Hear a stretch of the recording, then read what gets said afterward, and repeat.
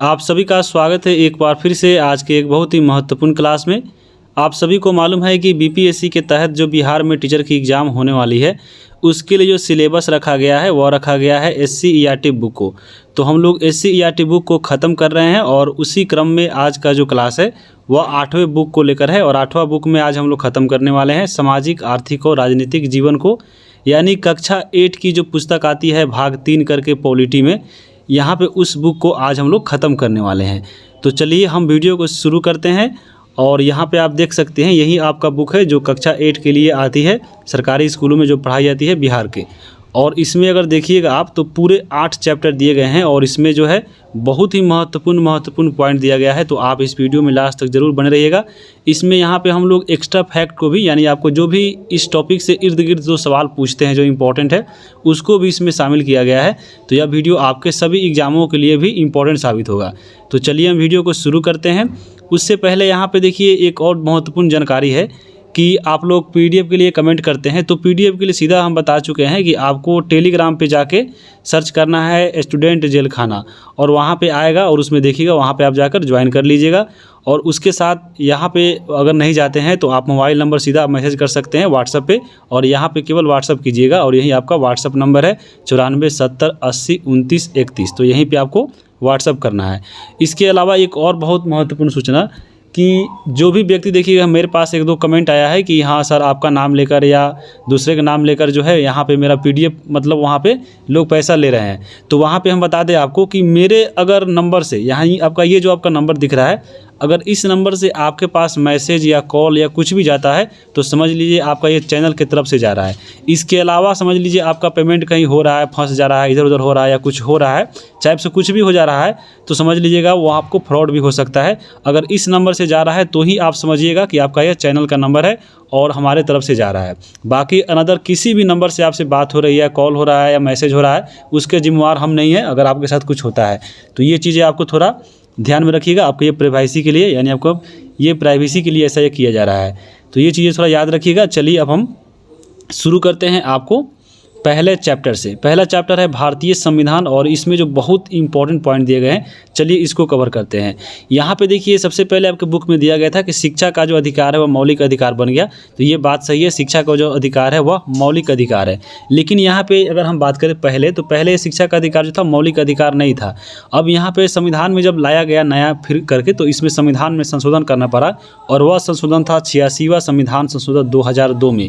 तो यहाँ पे 2002 में यह संशोधन होता है। उसके बाद संशोधन होने के बाद शिक्षा का जो अधिकार है वह एक अधिनियम बनता है, वह बनता है 2009 में। और इसी अधिनियम के तहत कुछ जो है नियम बनते हैं शिक्षा के अधिकार को मौलिक अधिकार बनाने के लिए। और इसी अधिनियम के तहत 1 अप्रैल 2010 को शिक्षा का जो अधिकार है वह मौलिक अधिकार के रूप में लागू कर दिया जाता है। तो ये चीज़ें आपको याद रखना है बहुत डेट सहित। यहाँ पे 86वां संविधान संशोधन 2002 में हुआ। अधिनियम पूछे तो आपको शिक्षा का अधिकार अधिनियम 2009 हो जाएगा। लागू कब हुआ तो 1 अप्रैल 2010 को लागू हुआ।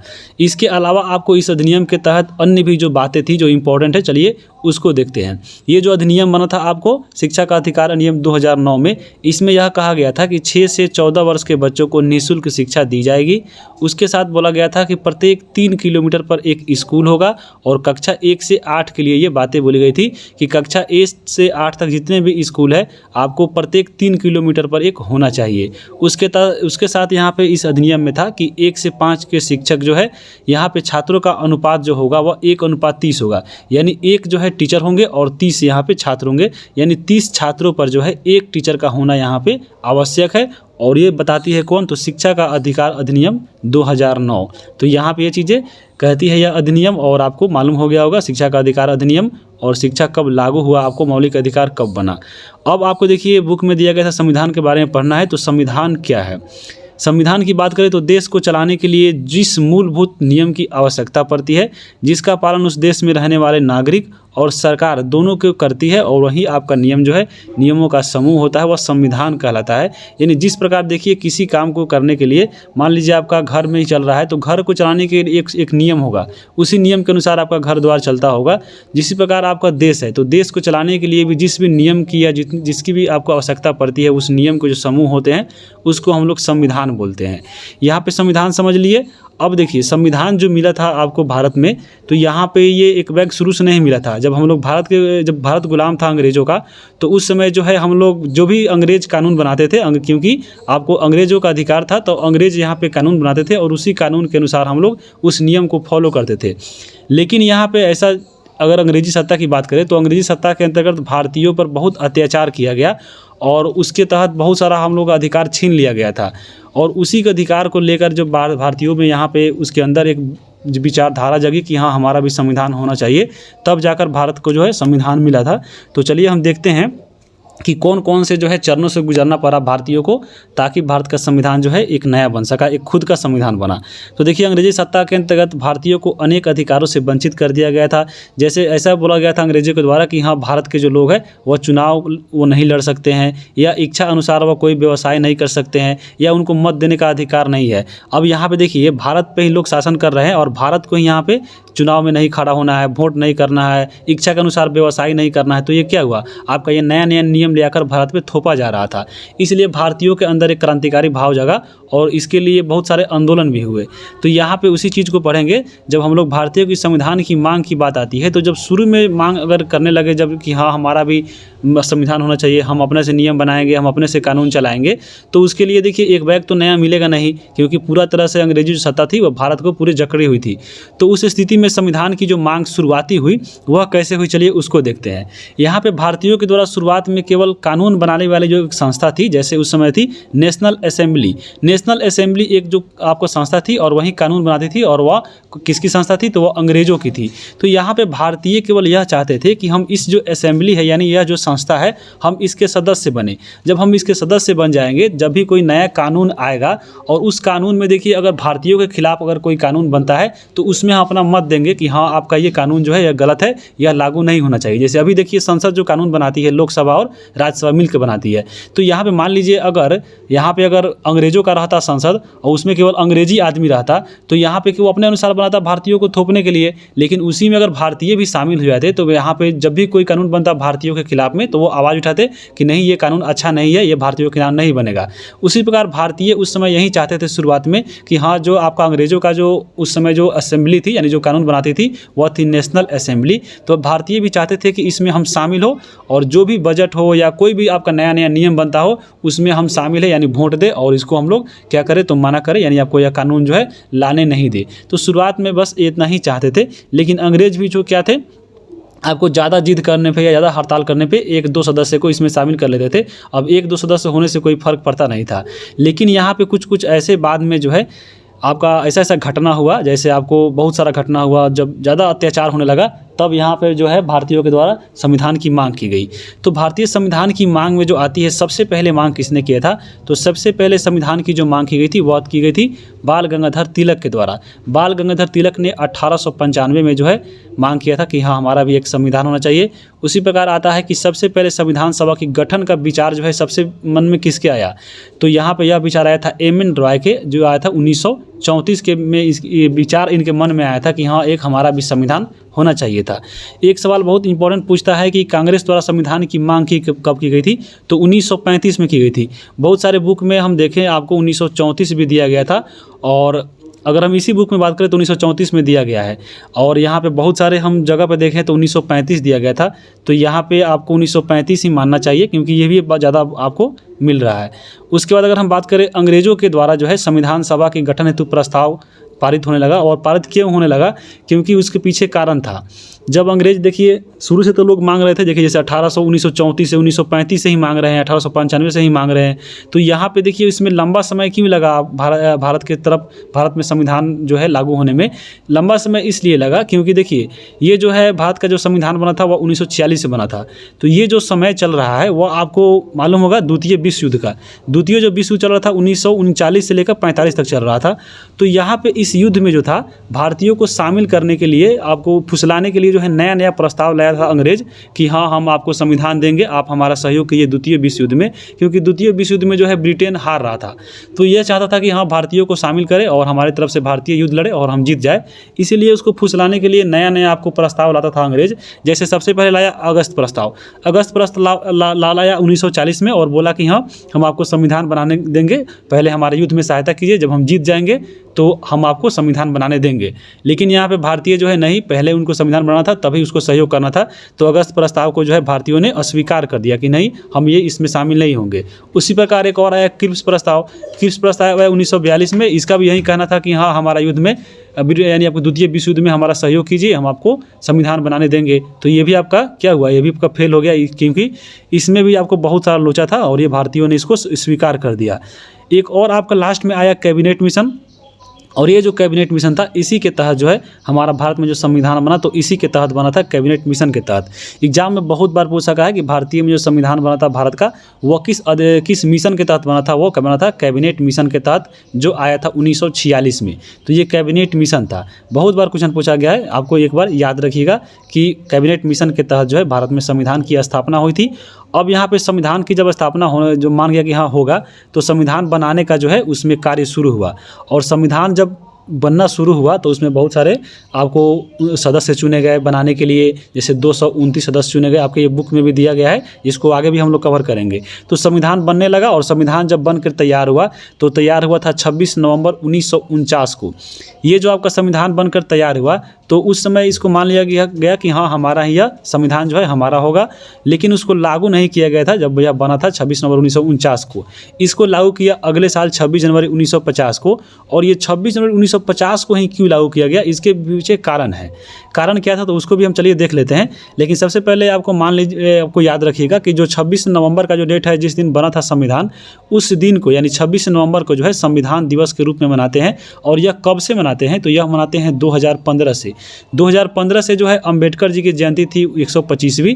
इसी के उपलक्ष्य में जो है हर एक साल 2015 से 26 नवंबर को हम लोग मनाते हैं संविधान दिवस। तो यहाँ पे एक जो है छोटा पॉइंट याद रखिएगा। और एक और चीज़ यहाँ पे याद रखिएगा कि 26 जनवरी को ही संविधान लागू क्यों हुआ था, हालांकि ये बन गया था 26 नवंबर 1949 को ही। तो इसके पीछे कारण यही है कि जब एक अधिवेशन हुआ था 1929 में लाहौर में, तो लाहौर अधिवेशन में क्या हुआ था कि आपको यहाँ पे पूर्ण स्वराज जो है दिवस मनाने की घोषणा कर दी थी। लेकिन वो आपको घोषणा तो केवल घोषणा की कि हाँ हमको आगे साल यानी आपको 1930 में हम लोग पूर्ण स्वराज की जो है आपको मनाएंगे, लेकिन वह डेट क्या रखी गई, तो उसमें यह बोला गया कि 1930 के पहले माह के आखिरी रविवार को हम लोग जो है पूर्ण स्वाधीनता दिवस मनाएंगे। और वह जो आपका पहला माह का जो आखिरी रविवार पड़ा, वह पड़ा आपको 26 जनवरी को। इसलिए यहाँ पे 26 जनवरी को ही हम लोग स्वाधीनता दिवस मनाते हैं। और ये जो आपका 26 जनवरी था, इसी को महत्व देने के लिए, यानी आपको 26 जनवरी को महत्व देने के लिए ही 26 जनवरी 1950 को भी संविधान जो है लागू कर दिया गया, क्योंकि ये दोनों डेट है आपको एक महत्वपूर्ण हो गया। तो इसी के लिए आपको चुना गया था 26 जनवरी 1950। तो ये चीज़ें आपको थोड़ा सा याद रखिएगा, आपके एग्जाम में पूछ सकता है, तो इम्पॉर्टेंट है। अब यहाँ पे देखिए संविधान सभा के निर्माण की प्रक्रिया चलिए, उससे जो इंपॉर्टेंट फैक्ट चलिए उसके देखते हैं। तो संवैधानिक सलाहकार कौन थे आपको संविधान बनाने में, तो वह थे BN राव। प्रारूप समिति के अध्यक्ष कौन थे, तो भीमराव अंबेडकर थे, और ये आपके बुक में भी दिया गया है। उसके बाद देखिए संविधान को लिखा किसने, तो संविधान को लिखा था प्रेम बिहारी नारायण रायजादा के द्वारा लिखा गया था। और संविधान के जो मूल प्रति है, यानी आपको संविधान का जो मूल कॉपी है जो इस पर लिखा गया था, जो ओरिजिनल कॉपी है, वह हीलियम में रखा गया है ताकि वह खराब नहीं हो।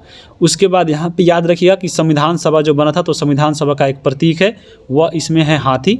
उसके बाद संविधान सभा के निर्माण में कितना समय लगा, तो 2 साल 11 महीना 18 दिन, यानी 3 साल में 12 दिन कम लगा। तो यहाँ पे ये चीज़ याद रखिए, क्योंकि 46 में कैबिनेट मिशन आया और इसने जो है स्वीकृति दे दी भारतीय को संविधान बनाने की, और 3 साल यानी आपको 46 दिन आपको 49, तो 49 में ये बन गया था। कब बना था, तो 26 नवंबर 1949 को। लागू हुआ था कब, तो 26 जनवरी 1950 को। यहाँ पे ये थोड़ी पॉइंट जो है आपको याद रखिएगा। तो ये चीज़ याद रखिएगा। देखिए ये आपके बुक में दिया गया था कि जैसे हम बताए हैं कि आपको अंग्रेज जो है जल्दी नहीं दे रहे थे आपको भारतीयों में संविधान करने की स्थापना, तो भारतीयों में जो है एक जो है आंदोलन जगह आपको पूरा क्रांतिकारी हो गए। जैसे बहुत सारा घटना घट गया, जैसे रौलट एक्ट घट गया, जालियांवाला बाग हत्याकांड घट गया, ज़बरदस्ती नील की खेती करवाते थे। तो यहीं से जो है हमारे भारतीयों के अंदर जो है एक आपका अंग्रेज़ों के खिलाफ जो है एक भावना उठी कि हाँ कैसे भी अंग्रेज़ों को भगाना है और उसके लिए जो है सबसे पहले जो नियम में बदलाव है उसको बदलना है और उसके लिए संविधान की स्थापना करनी पड़ेगी। तो ये चीज़ें आपको यहीं से उठी थी भारतीयों के मन में। तो यहीं आपके ये सिर्फ चीज़ें जो है आपको ये बुक में दी गई थी। जैसे आपको बुक में दी गई थी आपको चीज़ कि 1920 में भारतीय राष्ट्रीय कांग्रेस ने भारत के लोगों के द्वारा अपना संविधान बनाने की मांग रखी। 1928 में मोतीलाल नेहरू और 8 अन्य सदस्य नेता मिलकर संविधान सभा की रूपरेखा तैयार की और 1931 के कराची अधिवेशन में प्रस्ताव पेश किया गया था किसकी, तो संविधान की। और 1934 में एक स्वतंत्र संविधान सभा की मांग की गई। ये बुक जो है आपके ये जो चीज़ है आपके बुक में दिया गया था हूबहू। तो यहाँ पे देख लीजिए। अब संविधान की मांग को यहाँ पे आप देख चुके हैं। अब हम आगे बात करेंगे कि संविधान सभा की बैठक की। जब संविधान सभा बन गया तो संविधान सभा की बैठक हुई और उस बैठक में अगर हम बात करें तो सबसे पहला बैठक हुआ था 9 दिसंबर 1946 को। यहाँ पे 6 छूट गया है तो याद रखिएगा। सबसे पहली बैठक हुआ था 9 दिसंबर 1946 को और उस समय अस्थायी सदस्य चुन लिया गया और वह चुने गए सच्चिदानंद सिन्हा को। लेकिन इसके 2 दिन बाद यानी 11 दिसंबर 1946 को एक और दूसरी बैठक होती है और उसमें अस्थायी सदस्य चुना जाता है राजेंद्र प्रसाद को। तो ये चीज़ें आपको याद रखिएगा सच्चिदानंद और राजेंद्र प्रसाद के बारे में। और बता दें कि ये दोनों जो थे आपको बिहार से जो है रिलेटेड है, यानी आपको बिहार के ही रहने वाले थे। तो बहुत इंपॉर्टेंट हो जाता है, इन दोनों व्यक्तियों का नाम याद रखिएगा। और अंतिम बैठक जो हुआ था संविधान सभा का वह हुआ था 24 जनवरी 1950 को और उसके बाद क्योंकि 26 जनवरी को जो है यहाँ पे संविधान लागू ही हो गया था। तो आखिरी जो इसमें बैठक हुई थी वह हुई थी 24 जनवरी 1950 को और यहाँ पे जो है राष्ट्रपति चुन लिए गए थे और राष्ट्रपति बने थे भारत के प्रथम राष्ट्रपति राजेंद्र प्रसाद और ये आपको एक बिहार से थे। तो यह बहुत इंपॉर्टेंट पॉइंट है। और भारतीय संविधान लिखने की वाली जो सभा थी आपको जो अभी देख रहे थे कि सभा में बैठक हो रहा था और सभा लोग लिख रहा था। तो उसमें 229 सदस्य थे और उसमें जो एक प्रारूप समिति के अध्यक्ष थे भीमराव अम्बेडकर थे। तो यहाँ पे उनका नाम याद रखिएगा। और 9 जनवरी को देख ही लिए आपको संविधान जो है उसमें सबसे पहली बैठक हुई थी और 26 नवंबर 1949 को जो है संविधान को जो है लिखने का कार्य पूरा हुआ था और मान लिया गया था कि हाँ यही हमारा संविधान होगा और उसे अंगीकृत कर लिया गया था। लेकिन 26 जनवरी 1950 को संविधान जो है हमारा लागू हो गया था। तो ये चीज़ें आपको यहाँ से याद रखनी है। अब देखिए भारतीय संविधान को तो यहाँ पर हम देख चुके आपको कि यहाँ कब ये बना, कब अंगीकृत किया और कब आपको पूर्ण लागू हुआ। अब यहाँ पे भारतीय संविधान के बारे में चलिए थोड़ा हम बात करते हैं कि हमारा जो भारतीय संविधान है वह कैसा है। सीधा आपके ऑप्शन देता है आपको ऑप्शन 4 गो और उसमें यही लगाना है कि अंशतः कठोर और अंशतः लचीला, यानी आपको ना ज़्यादा कठोर है ना ही लचीला, यानी बीच बीच का है। लेकिन यहाँ पे बीच बीच नहीं देगा, सीधा देगा कि अंशतः कठोर और अंशतः लचीला। इसमें बहुत कन्फ्यूजन रहता है तो यहाँ पर याद रखिएगा अंशतः कठोर और अंशतः लचीला हमारा भारतीय संविधान है। भारत का संविधान विश्व में सबसे बड़ा है आपको लिखित संविधान है क्योंकि यह बहुत देख रहे 3 साल लिखने में टाइम लगा है और ये सबसे बड़ा व्यापक यानी सबसे बड़ा संविधान है। तो ये चीज़ें आपको याद रखिएगा, ये भारत का है। अब यहाँ पे देखिए भारतीय संविधान जब बन गया तो उसके द्वारा भारतीयों में जो है यहाँ पे कब कब जो है चीज़ें लागू की गई थी, चलिए इसको देखते हैं। तो देखिए यहाँ पे पूछता है कि भारत में जब लागू हो गया तो संविधान सभा के द्वारा भारतीय में जो राष्ट्रीय ध्वज तिरंगा है, तिरंगा को कब अपनाया गया था, तो तिरंगा को अपनाया गया था 22 जुलाई 1947 को।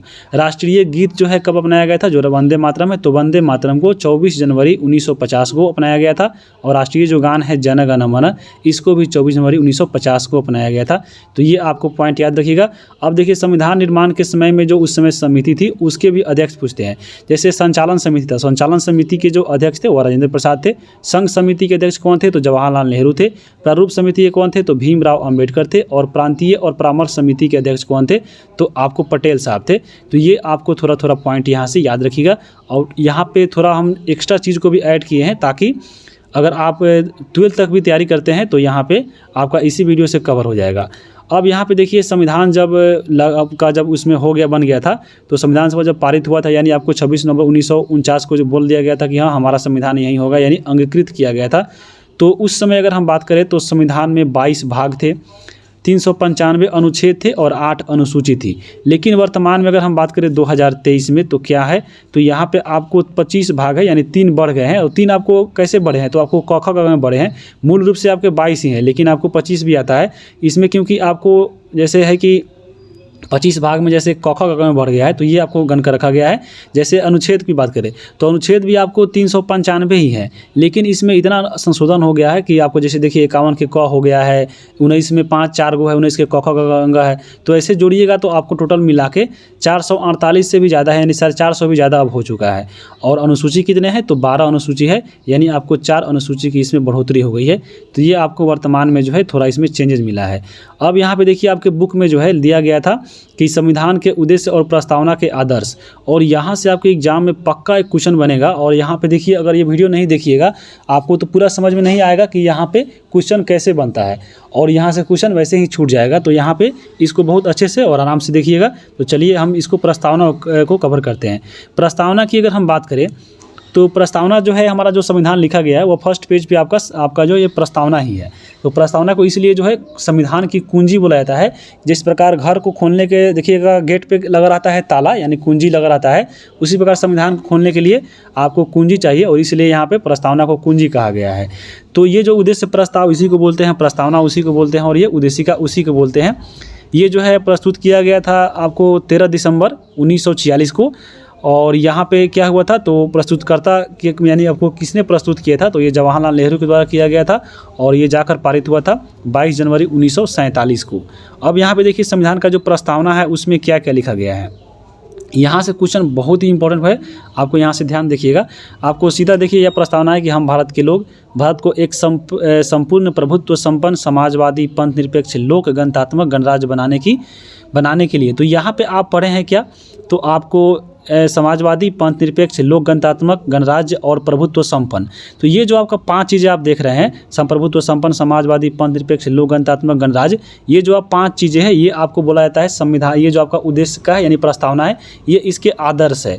सीधा एग्जाम में पूछता है कि ये आदर्श जो है इनमें से कौन है। अब यहाँ पे दे देगा इसमें से कहीं भी 3-4 चीज़ अलग और एक चीज़ दे देगा इसमें से, तो छांटने के लिए दे सकता है। वैसे ही पूछता है, या बीपीएससी का जो मेन एग्जाम होता है आप उसका पॉलिटी का जो है उठाकर देख लीजिए बुक जो है प्रीवियस ईयर में, आपको बहुत बार पूछा गया है कि आदर्श जो है बताइए, और आदर्श को ऐसे देता है, बता देता है कि हाँ बताइए इसमें इसको सजाइए एक क्रम में, यानी आपको पहले कौन आएगा, 2 नंबर पे कौन आएगा, 3 नंबर पे कौन आएगा, 4 नंबर पे कौन आएगा, 5 नंबर पे कौन आएगा। ये सजाने के लिए भी बहुत बार पूछ सका है। तो यहाँ पे ये भी क्रम भी याद रखिएगा कि पहले नंबर पे आता है प्रभुत्व संपन्न, दूसरे नंबर पे समाजवादी, तीसरे नंबर पंथ निरपेक्ष, चौथे नंबर पर लोक गणतात्मक और 5वें नंबर पर गणराज्य। तो यहाँ पे इसको सजाने के लिए भी देता है। तो ये चीज़ें आपको याद रखिएगा, यह बहुत इंपॉर्टेंट है। उसी प्रकार प्रस्तावना जब पढ़िएगा तो प्रस्तावना में पूछता है कि प्रस्तावना में न्याय कितने प्रकार के हैं। तो न्याय जो है 3 प्रकार के हैं। 3 प्रकार कौन है तो पहला देखिए सामाजिक न्याय, दूसरा आर्थिक न्याय, तीसरा आपका राजनीतिक न्याय। तो न्याय भी बहुत बार पूछा है एग्जाम में, तो ये भी याद रखिएगा।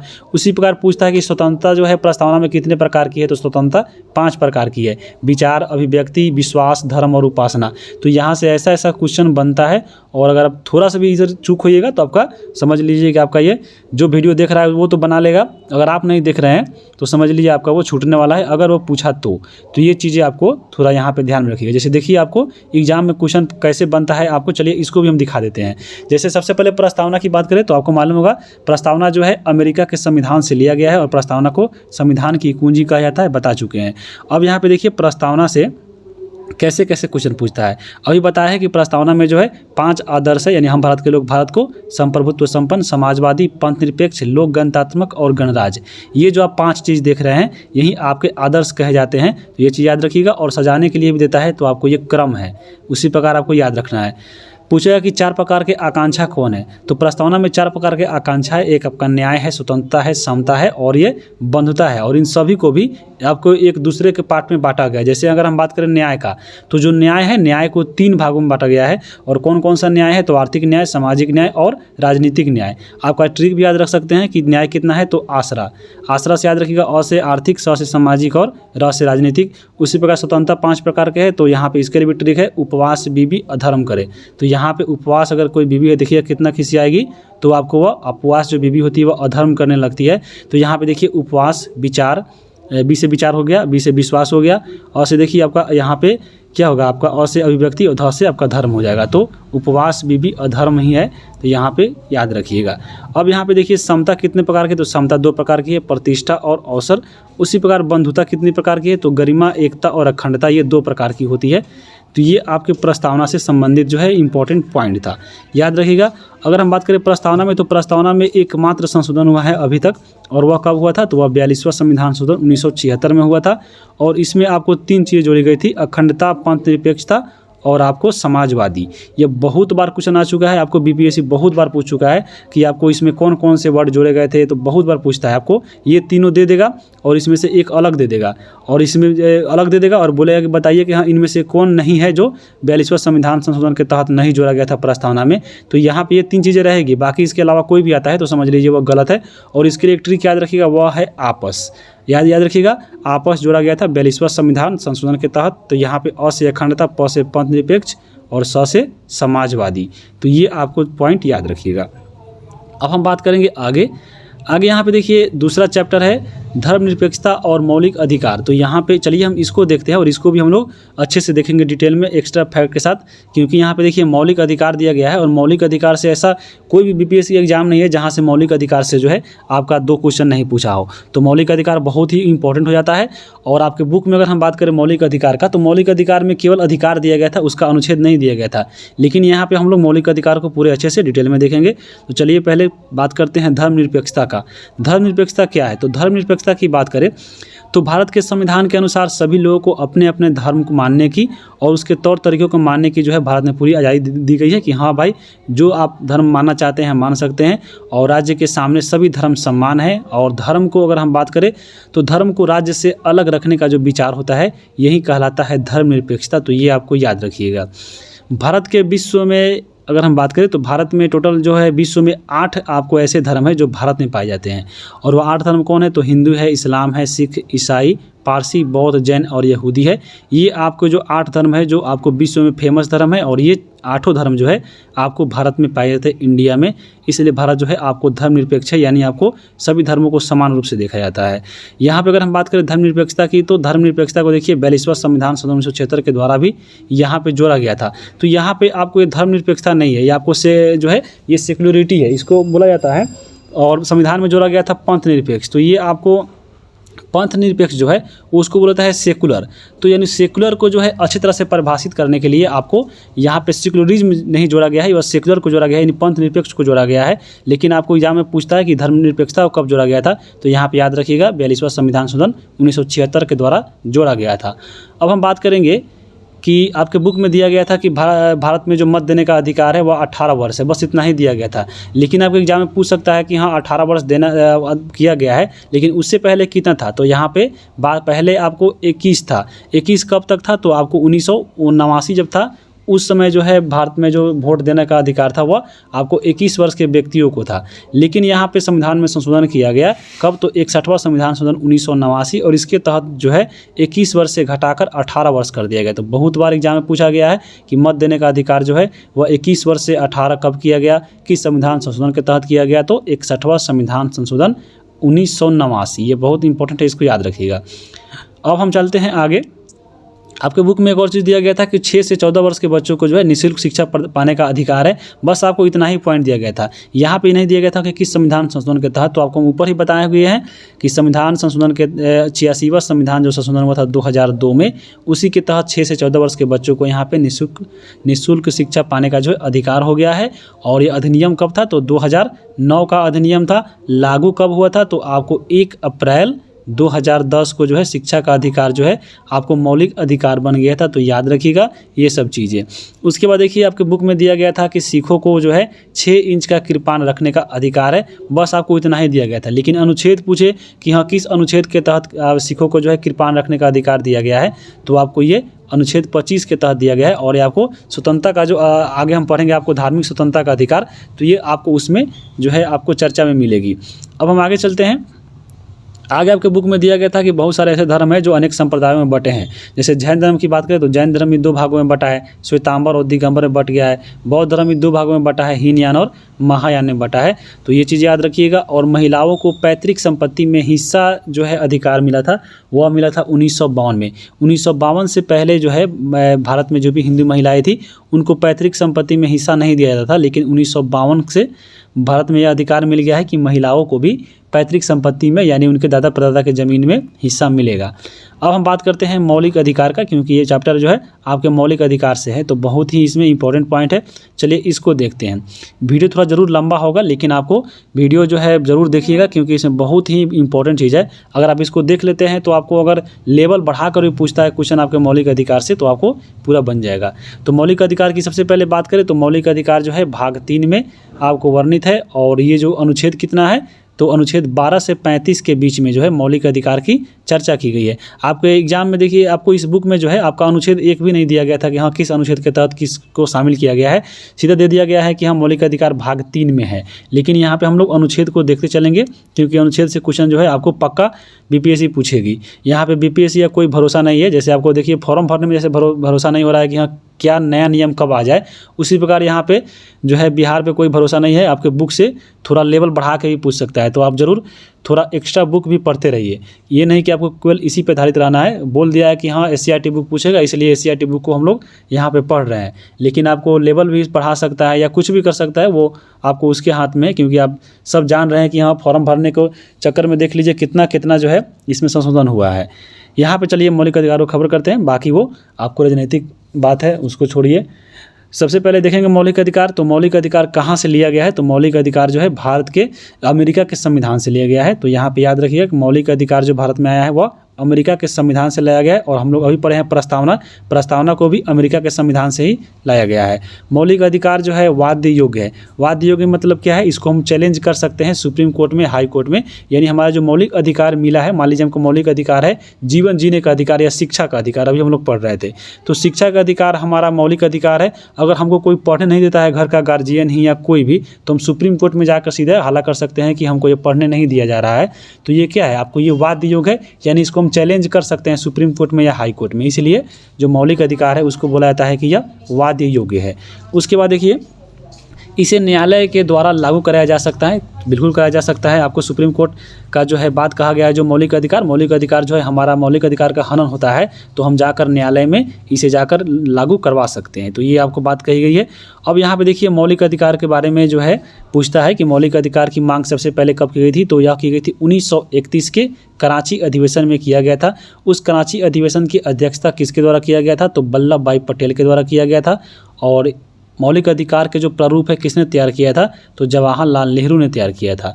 मौलिक अधिकार कितने प्रकार के होते हैं, तो मौलिक अधिकार की बात करें तो यहाँ पे आप देख सकते हैं मौलिक अधिकार जो है 6 प्रकार के होते हैं।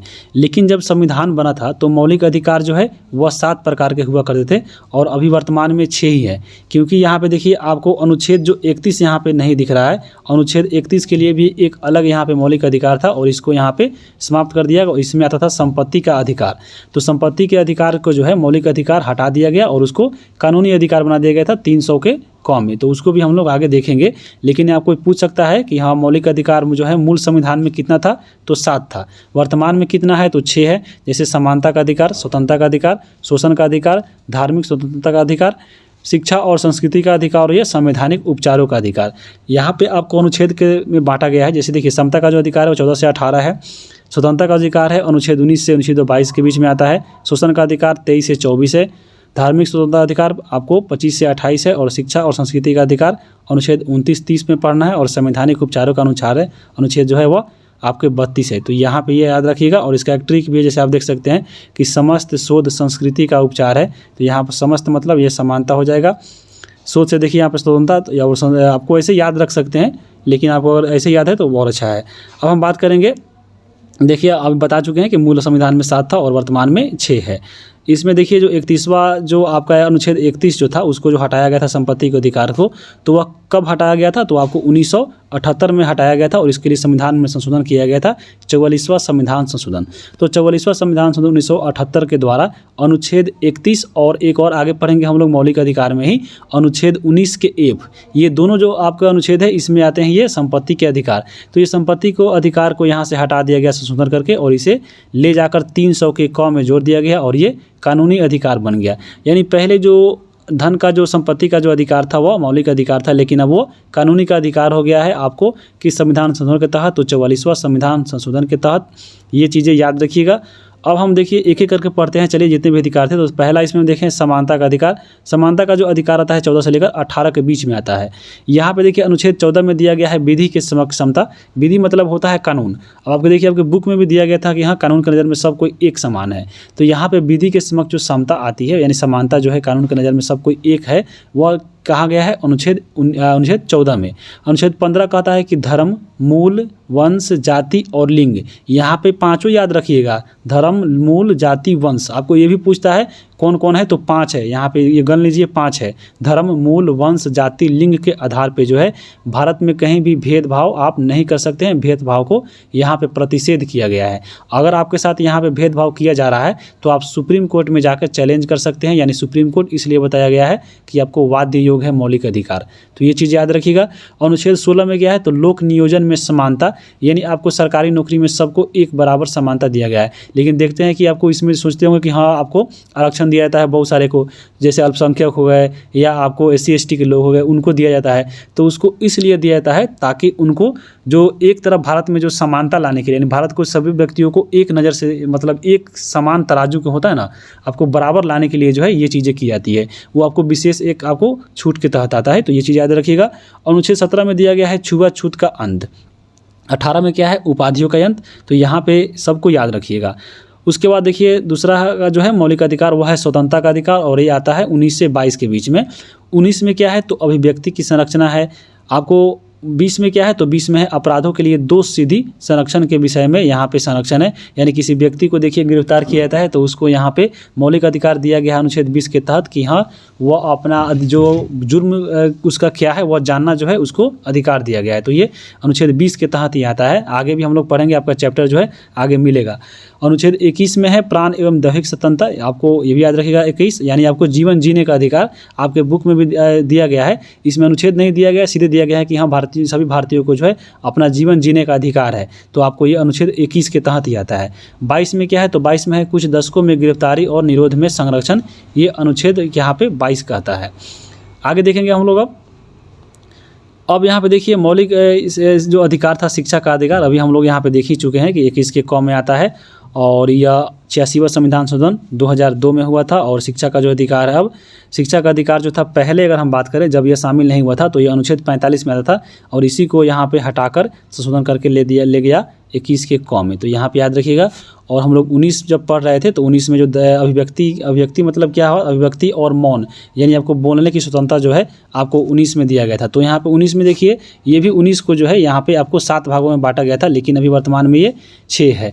तो यहाँ पे देखिए 19 के ए में क्या बोला गया है कि अभिव्यक्ति, मौन और प्रेस और झंडा फहराने का जो मौलिक अधिकार है वह 19 के ए में दिया गया है। अभिव्यक्ति मतलब बोलने की, मौन मतलब किसी विषय पे चुप भी रह सकते हैं, प्रेस मतलब मीडिया का जो स्वतंत्रता दिया गया है वो भी आपको 19 के ए में है, झंडा फहराने की जो स्वतंत्रता है वह भी 19 के ए में आता है। तो ये चीज़ याद रखिएगा। 19 के बी में है कि सभा करने की स्वतंत्रता, यानी आपको देश में कहीं भी आपको सभा कर सकते हैं। 19 के सी में क्या है, तो संगठन बनाने की आपको जो स्वतंत्रता दिया गया है। 4 में क्या है, तो भारत में चारों ओर घूमने की स्वतंत्रता दिया गया है। 5 में क्या है, कहीं भी भारत में निवास कर सकते हैं। 6ठा जो है संपत्ति का जो अधिकार था, यहाँ पे देख लीजिए, इसलिए हम कट्टी से लगा दिए हैं क्योंकि ये जो 19 का एफ था इसको समाप्त कर दिया गया था 44वां संविधान संशोधन के तहत। और अनुच्छेद 31 को भी हम लोग ऊपर देखे हैं, 19 के एफ और अनुच्छेद 31 को जो है यहाँ पे 44वां संविधान संशोधन के हटाकर इसको 300 के क में कर दिया गया है, और ये कानूनी अधिकार हो गया है। पहले ये मौलिक अधिकार था। और 19 के जी में है व्यापार करने की स्वतंत्रता, यानी भारत में आप कहीं भी व्यापार कर सकते हैं, ये हमारा मौलिक अधिकार है। उसके बाद देखिए शोषण के विरुद्ध अधिकार है।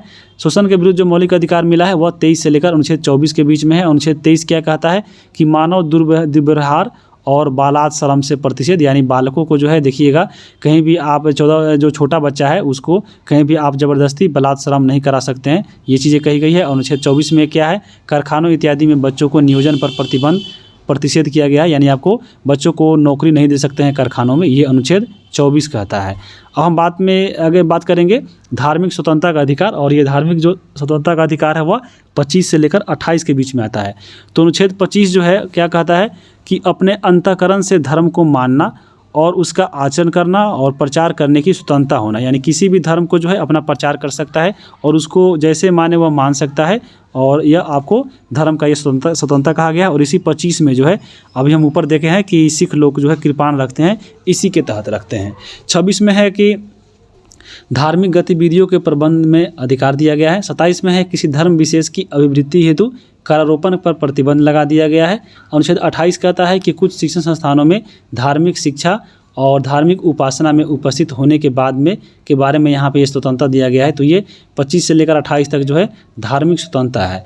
आगे हम देखेंगे अब संस्कृति और शिक्षा संबंधी जो अधिकार है वह अनुच्छेद 29-30 के बीच में आता है। तो अनुच्छेद 29 में दिया गया है अल्पसंख्यकों के वर्गों के हितों में संरक्षण जो है अनुच्छेद 29 में दिया गया है। अनुच्छेद 30 क्या कहता है? तो शिक्षा, स्वास्थ्य, शिक्षा संस्थाओं की स्थापना, प्रशासन करने का अल्पसंख्यक वर्गों का जो अधिकार दिया गया है वह अनुच्छेद 30 में दिया गया है। तो आपको ये चीज़ें याद रखिएगा। अब यहाँ पे अनुच्छेद 31 जो हम लोग पढ़ रहे थे और ये आपका संपत्ति का अधिकार था, तो इसको हटा दिया गया है। तो ये आपको याद रखिएगा। अब हम बात करेंगे जो बहुत इंपॉर्टेंट है और यह आपका है संवैधानिक उपचारों का अधिकार, जो आपके आता है अनुच्छेद 32 में। यह आपको संवैधानिक उपचारों का अधिकार क्या होता है? तो यहाँ पे इसी के तहत अगर आपका मौलिक अधिकार का हनन होता है तो आप जो सुप्रीम कोर्ट है इसी के तहत आपका रीट जारी करती है और रीट जारी करके हमारा संविधान जो मौलिक अधिकार है उसको रक्षा करती है। यही कहलाता है संवैधानिक उपचारों का अधिकार। तो ये आपको याद रखिएगा। और भीमराव अंबेडकर के द्वारा जो है संवैधानिक उपचार को संविधान की आत्मा कहा है, तो ये आपको बहुत ही इंपॉर्टेंट पॉइंट है, याद रखिएगा। और सुप्रीम कोर्ट और हाई कोर्ट को मौलिक अधिकारों की रक्षा करने के लिए यहाँ पे 5 प्रकार की रीट जारी करने की यहाँ पे क्या आपको यहाँ पे यह आज़ादी दिया है। तो यहाँ पे याद रखिएगा। यहाँ पे एक पॉइंट और याद रखिएगा कि ये जो आपका सुप्रीम कोर्ट आपको जो रीट जारी करती है अनुच्छेद 32 के तहत करती है, लेकिन आपको एग्जाम में पूछे कि हाई कोर्ट जो है वह किस अनुच्छेद के तहत रीट जारी करती है, तो 226 अनुच्छेद। याद रखिएगा, ये दोनों काम एक ही है। 32 के तहत सुप्रीम कोर्ट और 226 के तहत हाई कोर्ट जो है आपको मौलिक अधिकारों की रक्षा हेतु रीट जारी करता है। रीट कितने प्रकार का होता है? तो ये 5 प्रकार का होता है। अब हम यहाँ पे देख लीजिए कि सुप्रीम कोर्ट, अभी यही हम बात आपको यहाँ पे देख रहे थे कि सुप्रीम कोर्ट और जो हाई कोर्ट होता है वो मौलिक अधिकारों का रक्षक होता है। सुप्रीम कोर्ट अनुच्छेद 32 के तहत रीट जारी करता है और हाई कोर्ट 226 के तहत। रीट जो होता है आपको मालूम होगा, रीट की जो व्यवस्था लिया गया है वह आपको ब्रिटेन से लिया गया है। तो यहाँ पे ये भी पॉइंट याद रखिएगा। और रीट का अर्थ क्या होता है? तो रीट का अर्थ होता है न्यायिक आदेश। अब रीट जो 5 प्रकार का होता है, चलिए उसको भी हम देख लेते हैं। रीट कौन कौन से होते हैं? तो आपको बंदी प्रत्यक्षीकरण, परमादेश, प्रतिषेध, उत्प्रेषण और अधिकार परीक्षा। अब यहाँ पे इसको हम डिटेल नहीं करेंगे क्योंकि वीडियो जो है बहुत लंबा हो जाएगा। आगे हम देखेंगे। अब यहाँ पे आपके एग्जाम में पूछता है कि कौन कौन से मौलिक अधिकार जो है केवल भारतीयों को मिला गया है। तो भारतीयों को देखिए अधिकार जो मिला है 15, 16, 19, 29, 30, ऐसे याद रखिएगा। 15, 16, 19, 29, 30। तो 15, 16, 19, 29, 30 आपको 5-6 बार बोलिए लगातार। 15, 16, 19, 29, 30। और आप जहाँ पढ़ते हैं वहाँ पे एक कागज़ पे लिख के अपने दीवार पे साट लीजिए कि हाँ, जब देखिएगा याद हो जाएगा। 15, 16, 19, 29, 30 ये जो आपको अनुच्छेद है ये आपको केवल भारतीयों को मिला है। तो यहाँ पे यह बहुत इंपॉर्टेंट है, इसको याद रखिएगा। और ये भी पूछता है आपके एग्जाम में कि आपातकाल के दौरान अनुच्छेद 20 और 21 को छोड़कर जितने भी अनुच्छेद है वह सभी स्थगित हो जाते हैं। और ये जो आपका नियम लागू किया गया था वह 44वां संविधान संशोधन 1978 के द्वारा लागू किया गया था। तो याद रखिएगा अनुच्छेद 20 और 21 जो है आपको वहीं केवल लागू रहता है। तो ये बहुत ही इंपॉर्टेंट है। 21 आपको मालूम होगा जीवन जीने का अधिकार है, और 20 क्या है? तो आपको संरक्षण, यानी पुलिस गिरफ्तार करता है तो पूछने का अधिकार है कि हाँ, हमें किस जुर्म में गिरफ्तार कर रहे हैं। तो यही आपके 20 और 21 है। ये आपको कभी भी समाप्त नहीं होता है।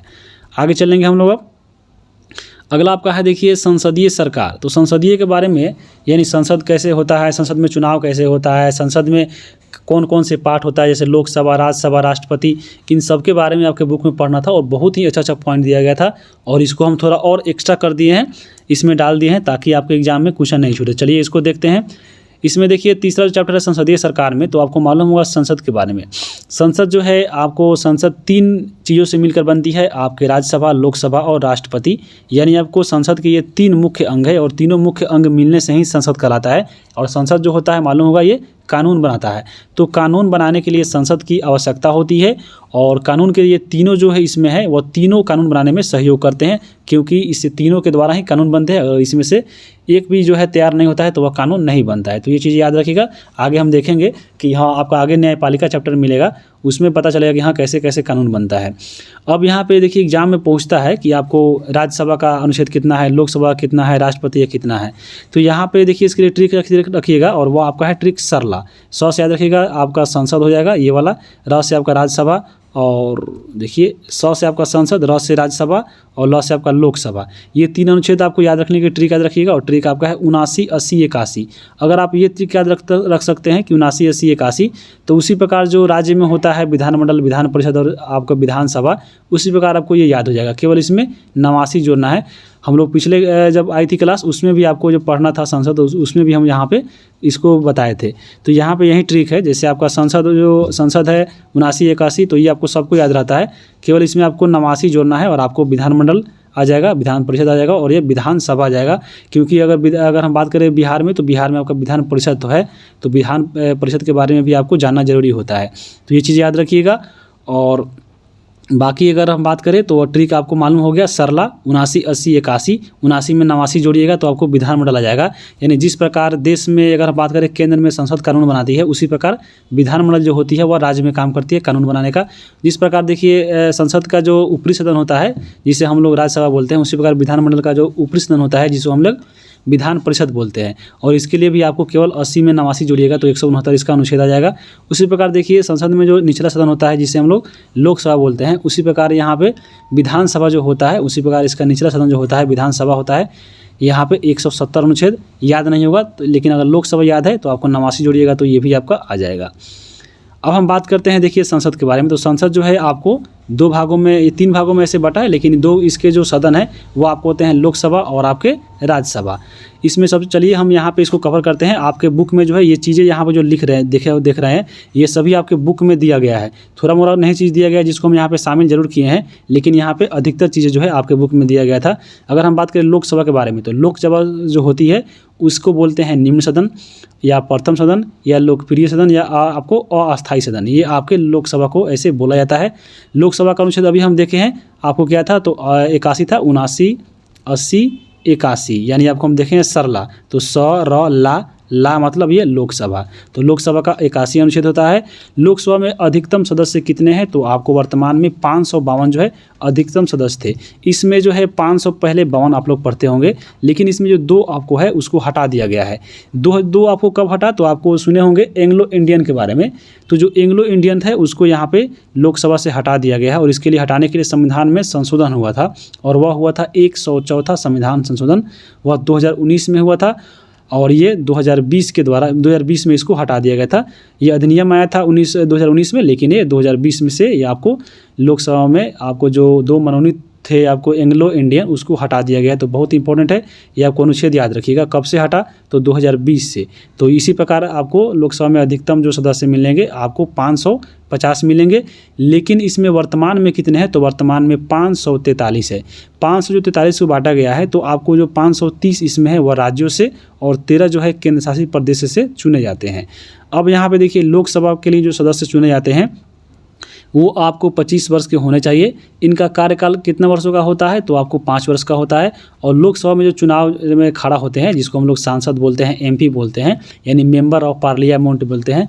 तो ये जो है चुनाव यानी जो खड़ा होते हैं वोट में, देखिएगा चुनाव में, तो इनको किस प्रकार चुना जाता है, तो यहाँ पे देखिएगा जब सांसद या MA का चुनाव होता है यानी MP का, तो वहाँ पे जनता के द्वारा यानी प्रत्यक्ष रूप से हम लोग वहाँ पे जाके वोट करते हैं, यानी सभी व्यक्ति जाकर बूथ पे वोट करते हैं। इसलिए इसको हम लोग बोलते हैं प्रत्यक्ष निर्वाचन के द्वारा यहाँ पे लोकसभा के सदस्यों का चुनाव होता है। तो ये चीज़ें याद रखिएगा। अब हम बात करेंगे राज्यसभा के बारे में। तो देखिए आपके बुक में जो राज्यसभा के बारे में दिया गया था, अभी देखें राज्यसभा जो है अनुच्छेद 80 आते हैं और ये उच्च सदन इसको बोलते हैं और ये अस्थायी सदन बोलते हैं, क्योंकि ये भंग नहीं होता है इसलिए इसको अस्थायी सदन बोला जाता है। राज्यसभा में अधिकतम सदस्य कितने हैं, तो राज्यसभा में जो है 250 है। और वर्तमान में कितने हैं, तो वर्तमान में 245 सदस्य जो है आपके राज्यसभा में मिलेंगे। और 245 में अगर हम बात करें तो आपको जो 233 है, ये जो 233 है वो आपको राज्य से और केंद्र शासित प्रदेश से चुने जाते हैं, लेकिन जो 12 सदस्य है वहाँ ये को राष्ट्रपति इनमें मनोनीत करते हैं। तो यहाँ पे इसको याद रखिएगा। अगर हम राज्यसभा के सदस्यों की बात करें तो राज्यसभा के सदस्य बनने के लिए जो है योग्यता है वो आपको 30 वर्ष होना चाहिए। और राज्यसभा के जो कार्यकाल होता है सदस्यों का वह होता है 6 वर्ष। और इसका जो चुनाव होता है यानी राज्यसभा के जो सदस्य बनते हैं वह बनते हैं अप्रत्यक्ष तरीका से, यानी इसमें जनता डायरेक्ट आपको अपने हाथ से जाकर वोट नहीं देती है। जो जनता के द्वारा चुने गए प्रतिनिधि होते हैं, जैसे आपको विधायक जो लोग होते हैं जिसे हम लोग MLA बोलते हैं, तो MLA जाकर राज्यसभा के सदस्यों को चुनते हैं और यही कराता है, इसलिए इसको हम लोग बोलते हैं अप्रत्यक्ष, यानी हम लोग इसमें डायरेक्ट भाग नहीं ले रहे हैं। हमारे द्वारा जो चुने गए प्रतिनिधि है, जो आपके विधानसभा से हम लोग चुनते हैं एमएलए को, विधायक लोग जाकर यहाँ पे राज्यसभा के सदस्यों को चुनते हैं। ये भी पॉइंट याद रखिएगा। और यहाँ पे इसका राज्यसभा के सदस्य जो है कैसे इसका हटते हैं, तो यहाँ पे ये चीज़ याद रखिएगा कि हर एक 2 साल में 1/3 जो सदस्य होते हैं राज्यसभा के अपने पद से यहाँ पे त्याग देते हैं। तो ये चीज़ याद रखिएगा। और अप्रत्यक्ष चुनाव देख लिए, जिसको हम लोग अनुपातिक प्रतिनिधित्व एकल संक्रमणीय पद्धति बोलते हैं। तो ये आपको राज्यसभा का चुनाव था। अब यहाँ पे आपके देखिए, आपके बुक में राज्यसभा के बारे में दिया गया था कि हाँ राज्यसभा के क्या क्या आपको इसमें महत्व या कार्य होते हैं। तो चलिए उसको देख लेते हैं। जैसे हम बात करें राज्यसभा के बारे में, देखिए जो राज्यसभा का जो अध्यक्ष होता है, यानी जो उसको हम लोग बोलते हैं सभापति, तो ये कौन होता है, ये होते हैं उपराष्ट्रपति। और ये अनुच्छेद 89 के तहत बोला गया है कि हाँ राज्यसभा का जो अध्यक्ष वही व्यक्ति होगा जो उपराष्ट्रपति है। तो ये आपको याद रखिएगा।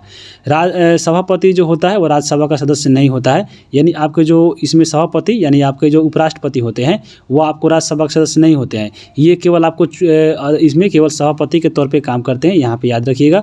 और राज्यसभा जो होता है वो धन विधेयक पर केवल अपनी राय दे सकता है। आपको मालूम होगा जो धन विधेयक होता है इस पे अधिकार किसका है, तो लोकसभा का है। इस पे केवल इसमें क्या किया जाता है राज्यसभा, तो राज्यसभा केवल इस पर विचार दे सकता है, और ये विचार मानने या ना मानने का अधिकार जो है लोकसभा को है।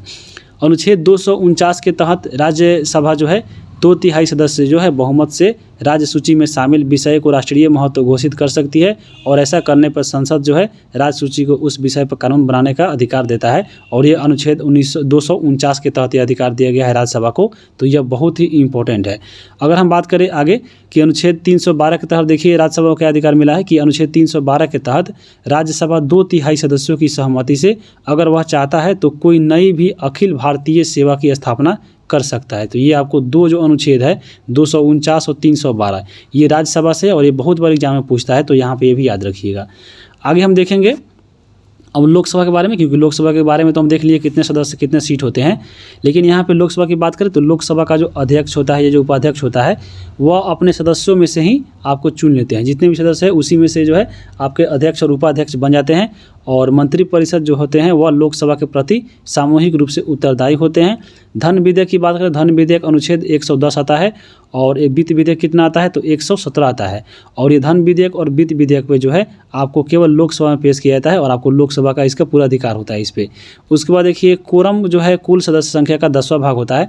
ये कोरम क्या है, यानी कोरम वह होता है जब मान लीजिए लोकसभा में या राज्यसभा में क्या होता है, कोई भी अगर बैठक हो रहा है तो बैठक होने के लिए कम से कम जो है 1/10 जो सदस्य है टोटल का, यानी मान लीजिए लोकसभा में हो रहा है तो लोकसभा का टोटल 1/10 भाग जो है आपको कोरम के रूप में यहाँ पे शामिल होना चाहिए। जैसे देखिए आपको 550 जो है आपको क्या है, आपको लोकसभा के सदस्य है, यहाँ पे कोरम कितना होगा, तो 1/10 यहाँ पे कीजिए, यानी 55 सदस्य जो है आपको होना चाहिए, तभी कोई जो है आपका संविधान में जो है संसद में जो है सभा लगेगी। तो यही आपको बुलाया जाता है। और ये चीज़ें जो है आपको आर्टिकल कितने में, तो आपको 100 में कहा गया है कि कोरम का जो कुल सदस्य होगा वो 1/10 होगा लोकसभा के सदस्यों का, अगर लोकसभा में होता है तो। और राज्यसभा में कितना होगा, तो राज्यसभा में जितना जो सदस्य जैसे 250 है तो 250 का 1/10 भाग, यानी आपको 25 सदस्य होना चाहिए तभी कोई बैठक होगा। तो ये चीज़ें आपको याद रखिए कोरम के बारे में, और ये अनुच्छेद 100 में है।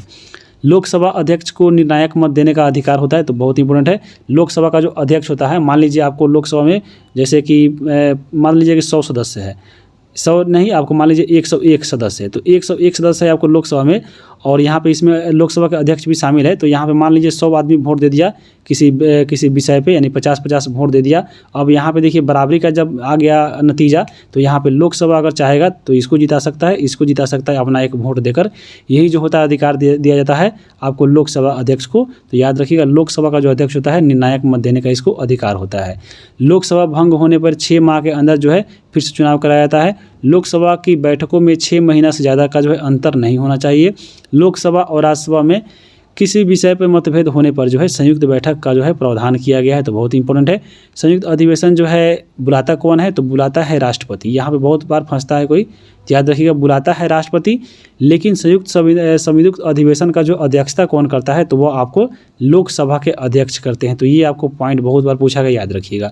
धन विधेयक संविधान संशोधन विधेयक पर जो है संयुक्त बैठक का प्रावधान नहीं है, तो याद रखिएगा, क्योंकि धन विधेयक पे क्या है, तो धन विधेयक पे लोकसभा का जो है आपको बहुत अधिकार मिला है, तो ये याद रखिएगा। और संविधान संशोधन विधेयक पर भी संयुक्त बैठक जो है यहाँ पे नहीं बुलाया जा सकता है, तो ये आपको पॉइंट याद रखिएगा। अब यहाँ पे देखिए, आपको सब तो याद नहीं करना है, जो इम्पोर्टेंट है वहाँ पे आप देख लीजिए। जैसे बिहार का एग्ज़ाम है तो बिहार से जो सटा हुआ राज्य है तो उसको आप यहाँ पे ज़रूर देख लीजिएगा कि लोकसभा में जो है अपने स्टेट का कितना जो है इसमें सदस्य जो है सीट है और राज्यसभा में कितना है। जैसे बिहार की बात करें तो देखिए, बिहार का जो 40 जो सीट है वो लोकसभा में है और बिहार का 16 जो सीट है वो आपको यहाँ से जो सदस्य संख्या जाते हैं वो आपको राज्यसभा में 16 है। तो बस इतना ही याद रखिएगा। और बाकी आप जैसे उत्तर प्रदेश सटा हुआ है, जैसे हमारा पड़ोसी राज्य है तो पड़ोसी है तो आपको इसमें सबसे ज़्यादा है यानी 80 है, और उसके झारखंड में आप इसमें देख लीजिएगा। और बाकी इसी तरह आपको राज्यसभा में देख सकते हैं कि राज्यसभा में सबसे ज़्यादा जो सीट है वह उत्तर प्रदेश में है और बिहार में 16 है। तो बस आपको इतना ही याद रखना है। बाकी अगर आपको याद रखना है तो यहाँ पे आप देख सकते हैं। आगे देखेंगे हम लोग के सरकार का गठन। देखिए, सरकार का जो गठन होता है वह कैसे होता है। तो लोकसभा चुनाव में जिस राजनीतिक पार्टी को आधे से अधिक अगर सीट प्राप्त होता है तो उसको क्या बोलता है, उसको जो है आपको पूर्ण बहुमत से जो है प्राप्त हो जाता है और वह सरकार का गठन कर लेती है। तो ये आपको ऐसे ही कहलाता है सरकार का गठन।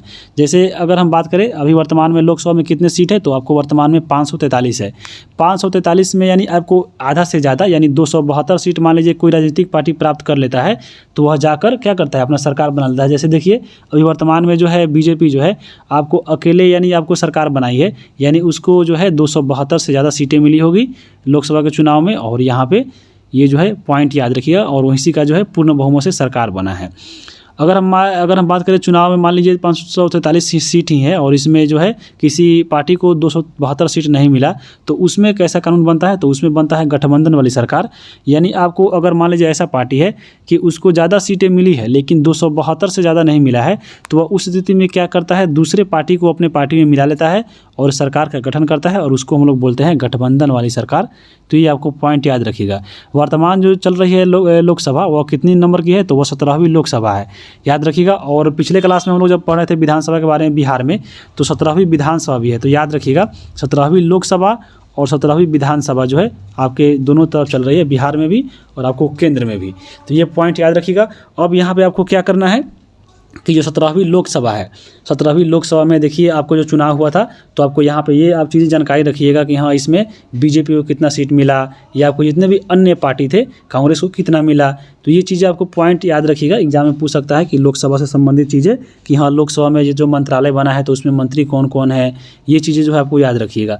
अब हम बात करते हैं, देखिए आपके बुक में दिया गया था कि लोकसभा के बहुमत दल के जो गठबंधन के जो नेता होते हैं उसी को हम लोग प्रधानमंत्री कहते हैं और इसी को हम लोग प्रधानमंत्री के रूप में नियुक्त करते हैं।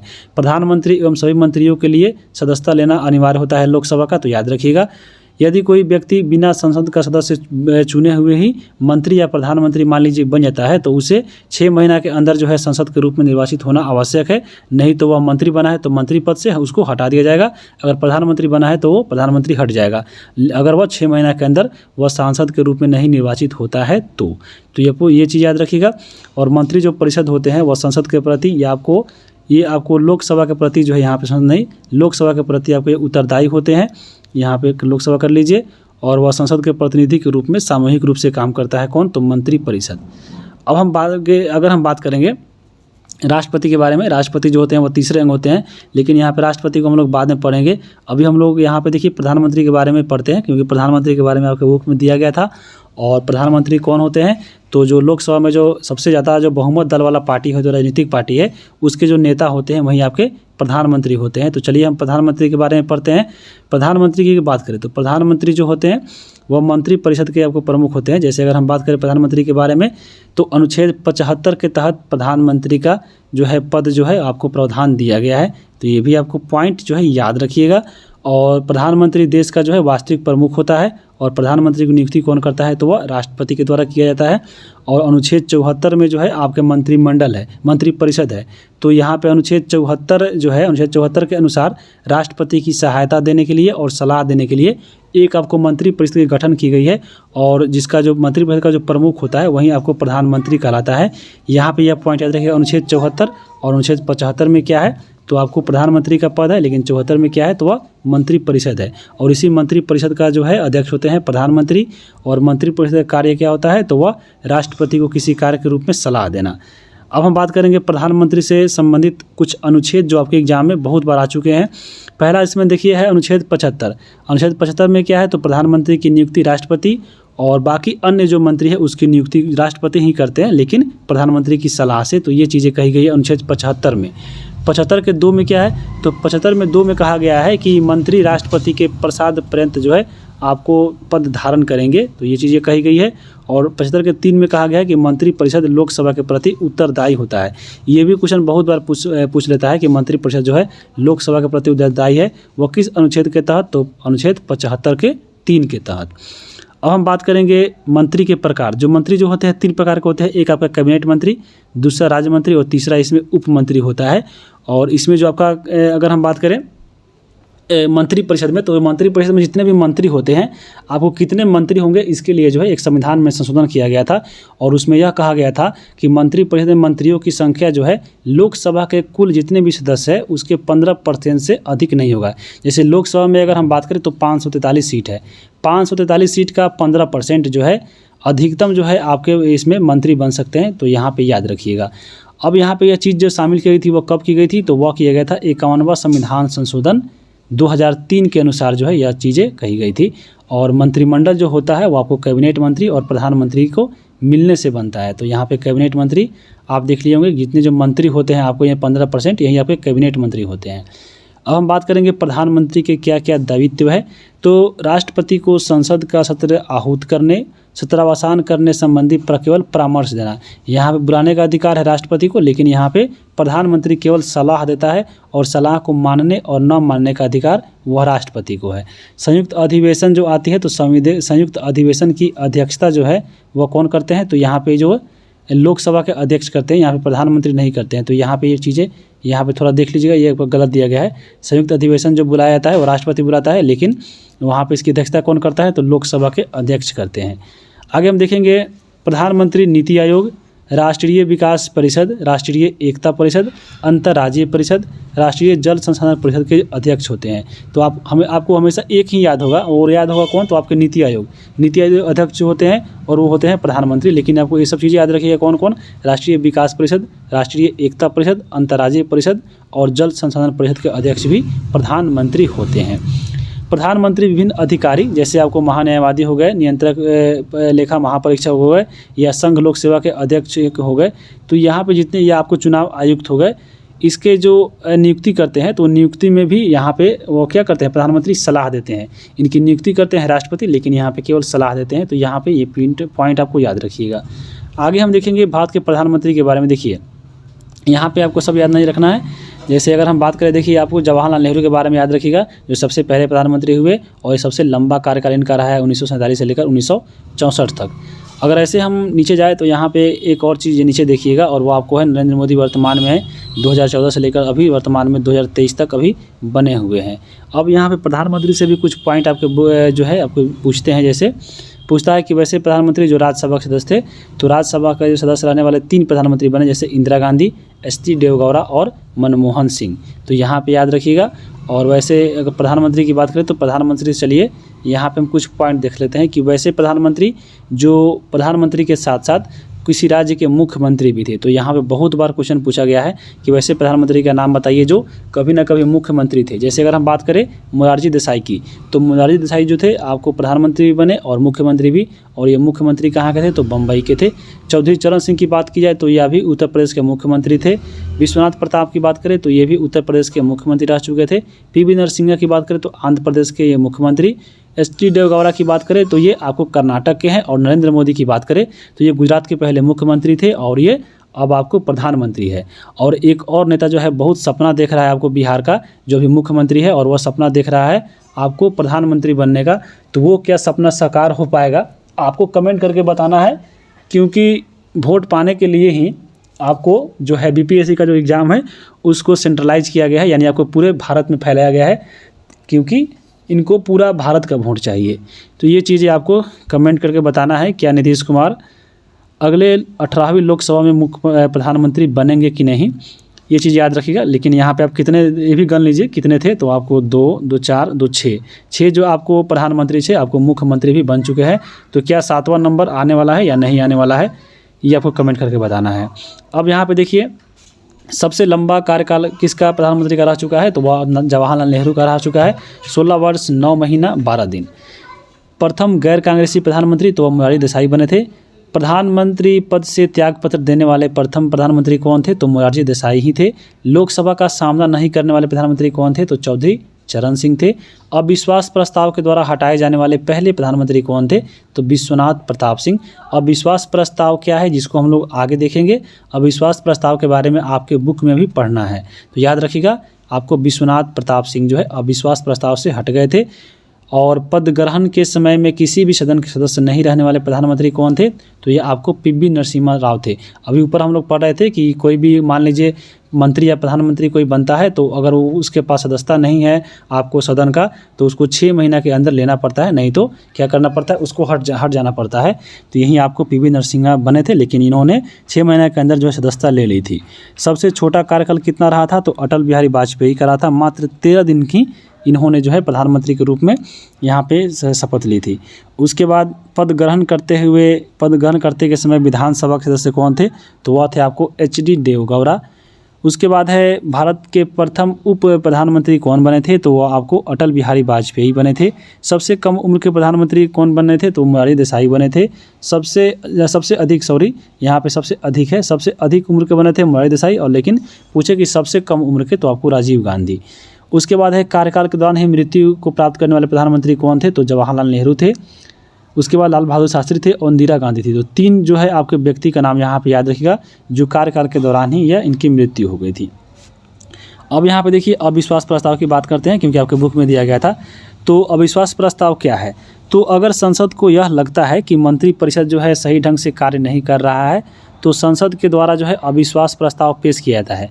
तो अविश्वास प्रस्ताव जो आता है वो आपको लोकसभा में आता है, क्योंकि यह मंत्रिपरिषद लोकसभा के प्रति उत्तरदायी होता है, तो लोकसभा में आता है। और यह प्रस्ताव की सूचना जो है पहले लोकसभा अध्यक्ष को दी जाती है, और यह क्या किया जाता है कि वो आपको अविश्वास यहाँ पे होगा, अविश्वास प्रस्ताव को बहस के हेतु कुछ समय और निश्चित एक दिन देता है कि हाँ इस पे बहस होगा। बहस जब खत्म हो जाता है तो उसके बाद जितने भी लोकसभा में सदस्य होते हैं वहाँ पे इस अविश्वास प्रस्ताव पे अपना मत देते हैं, यानी वोट देते हैं। और यह अगर पास हो जाता है वहाँ पे, तो समझ लीजिए कि सरकार गिर जाती है और आपको सरकार को जो है यहाँ पे त्यागपत्र देना पड़ता है। तो ये आपको याद रखिएगा। उसके बाद यहाँ पे देखिए प्रश्नकाल के बारे में भी आपके बुक में दिया गया था कि प्रश्नकाल क्या होता है। तो दोनों सदनों के कार्यवाही के जो पहला घंटा होता है, यानी दोनों सदन यानी लोकसभा और राज्यसभा का जो पहला घंटा होता है, जो जिसमें कार्यवाही होता है, जिसको हम लोग 11 से 12 के बीच में देखते हैं, वो जो समय होता है वह प्रश्नकाल होता है। और इसमें क्या होता है, तो इस समय मंत्री जो होते हैं विभिन्न संसद सदस्यों के द्वारा पूछे गए प्रश्नों का उत्तर देते हैं। तो ये इसको कहते हैं हम लोग प्रश्नकाल। याद रखिएगा 11 से लेकर 12 को जो बीच का समय है वह कहलाता है प्रश्नकाल। अब जो एक होता है शून्यकाल। शून्यकाल क्या होता है, तो जो प्रश्नकाल मान लीजिए समाप्त होता है और उसी के बाद आता है शून्यकाल, यानी 11 से 12 जैसे ही इस प्रश्नकाल चला, 12 बजे खत्म हो गया, तो 12 से 1 चलेगा आपको शून्यकाल। तो शून्यकाल देख लिए। इसमें कार्य क्या होता है, तो इसमें संसद के जो सदस्य होते हैं बिना किसी पूर्व सूचना से ही प्रश्न यहाँ पे उठाना शुरू कर सकते हैं। तो ये होता है शून्यकाल। उसके बाद एक और चीज़ जो है यहाँ पे आप एक्स्ट्रा पढ़ लीजिए, वह होता है तारांकित और अतारांकित प्रश्न। तो तारांकित प्रश्न क्या है, ऐसे प्रश्न जिसका जो है उत्तर मंत्री के द्वारा मौखिक रूप से दिया जाता है। तो मौखिक रूप से अगर दे रहे हैं तो तारांकित है, और लिखित रूप में दे रहे हैं तो अतारांकित है। तो यहाँ पे याद रखिएगा, अगर मुंह से बोल दिए सीधा तो तारांकित हो गया, और लिख के दिए तो अतारांकित हो गया। तो ये आपको थोड़ा थोड़ा डिफरेंस यहाँ पे याद रखिएगा। अब देखिए राष्ट्रपति के बारे में, क्योंकि हम लोग पढ़ रहे हैं संसद के बारे में, तो संसद का जो तीसरा अंग होता है वह होते हैं कौन, तो उपराष्ट्रपति। चलिए हम लोग राष्ट्रपति, तो यहाँ पे हम लोग राष्ट्रपति के बारे में चर्चा करते हैं। तो राष्ट्रपति की बात करें तो राष्ट्रपति का जो पद है वह अमेरिका के संविधान से लिया गया है। यह एक संवैधानिक पद है, यानी इसके संविधान में चर्चा है। तो संविधान में कितने अनुच्छेद में चर्चा है, तो अनुच्छेद 52 के तहत जो है बोला गया है कि भारत में एक राष्ट्रपति होगा। तो राष्ट्रपति का पद है कितना, तो 52। अब यहाँ पे आगे हम बात करेंगे इनके बारे में, राष्ट्रपति के बारे में। तो भारतीय संघ की कार्यपालिका जो शक्ति होती है वह राष्ट्रपति में निहित होती है, क्योंकि जितने भी कार्य होती है वह राष्ट्रपति के नाम से होती है। और राष्ट्रपति जो होते हैं वह नाम मात्र के कार्यकारी प्रमुख होते हैं। वास्तविक प्रमुख कौन होते हैं, तो वह होते हैं प्रधानमंत्री। राष्ट्रपति भारत का पहला नागरिक कहा जाता है, तो ये भी याद रख सकते हैं। और आगे हम देखेंगे इनके योग्यता के बारे में। तो राष्ट्रपति कौन बन सकते हैं, तो सबसे पहले योग्यता भारत का होना चाहिए, 35 वर्ष इसकी आयु होना चाहिए, और लोकसभा सदस्य बनने की योग्यता रखता हो, और लाभ के पद पे नहीं हो। इसके साथ यहाँ पे इसके निर्वाचन पद्धति जो है बताया गया है अनुच्छेद 55 में। इसमें बोला गया है कि इसका जो निर्वाचन होता है वह अप्रत्यक्ष होता है, यानी अनुपातिक प्रतिनिधित्व प्रणाली के तहत। और इसमें क्या होता है तो अन्य उपराष्ट्रपति, राज्यसभा और विधान परिषद के जो निर्वाचन में होते हैं ये भी प्रयोग मतलब ये जो आपका नियम है अनुपातिक प्रतिनिधित्व प्रणाली वाला, आपको जैसे उपराष्ट्रपति के चुनाव में भी यही नियम लागू होता है, राज्यसभा के भी सदस्य चुने जाते हैं तो ये भी यही नियम लागू होता है, विधान परिषद के जो सदस्य चुने जाते हैं यही आपके नियम जो है लागू होते हैं। तो ये आपको पॉइंट याद रखिएगा। उसके बाद हम बात करें निर्वाचकगण यानी चुनाव का, तो राष्ट्रपति का चुनाव जो होता है 654 चुनाव यानी 654 अनुच्छेद में बोला गया है निर्वाचन के बारे में। तो राष्ट्रपति के निर्वाचन में देखिए कौन कौन भाग लेते हैं, तो संसद के दोनों सदन और राज्य के जो विधानसभा होते हैं उसके निर्वाचित सदस्य, यहाँ पे ये आपको बहुत इंपॉर्टेंट चीज़ याद रखिएगा, संसद के दोनों सदन यानी लोकसभा और राज्यसभा के जितने भी निर्वाचित सदस्य यानी जो भी चुने गए हैं वो वोट देंगे। उसके अलावा देखिए दिल्ली और पुदुचेरी के जो विधानसभा है वो भी इसमें भाग ले सकते हैं जो केवल निर्वाचित सदस्य हैं। तो यहाँ पे यह पॉइंट आपको याद रखिएगा। अब यहाँ पे एक और चीज़ देखे हैं कि राज्य की विधानसभा, यहाँ पे देखिए राज्य की विधानसभा है, विधान परिषद नहीं है।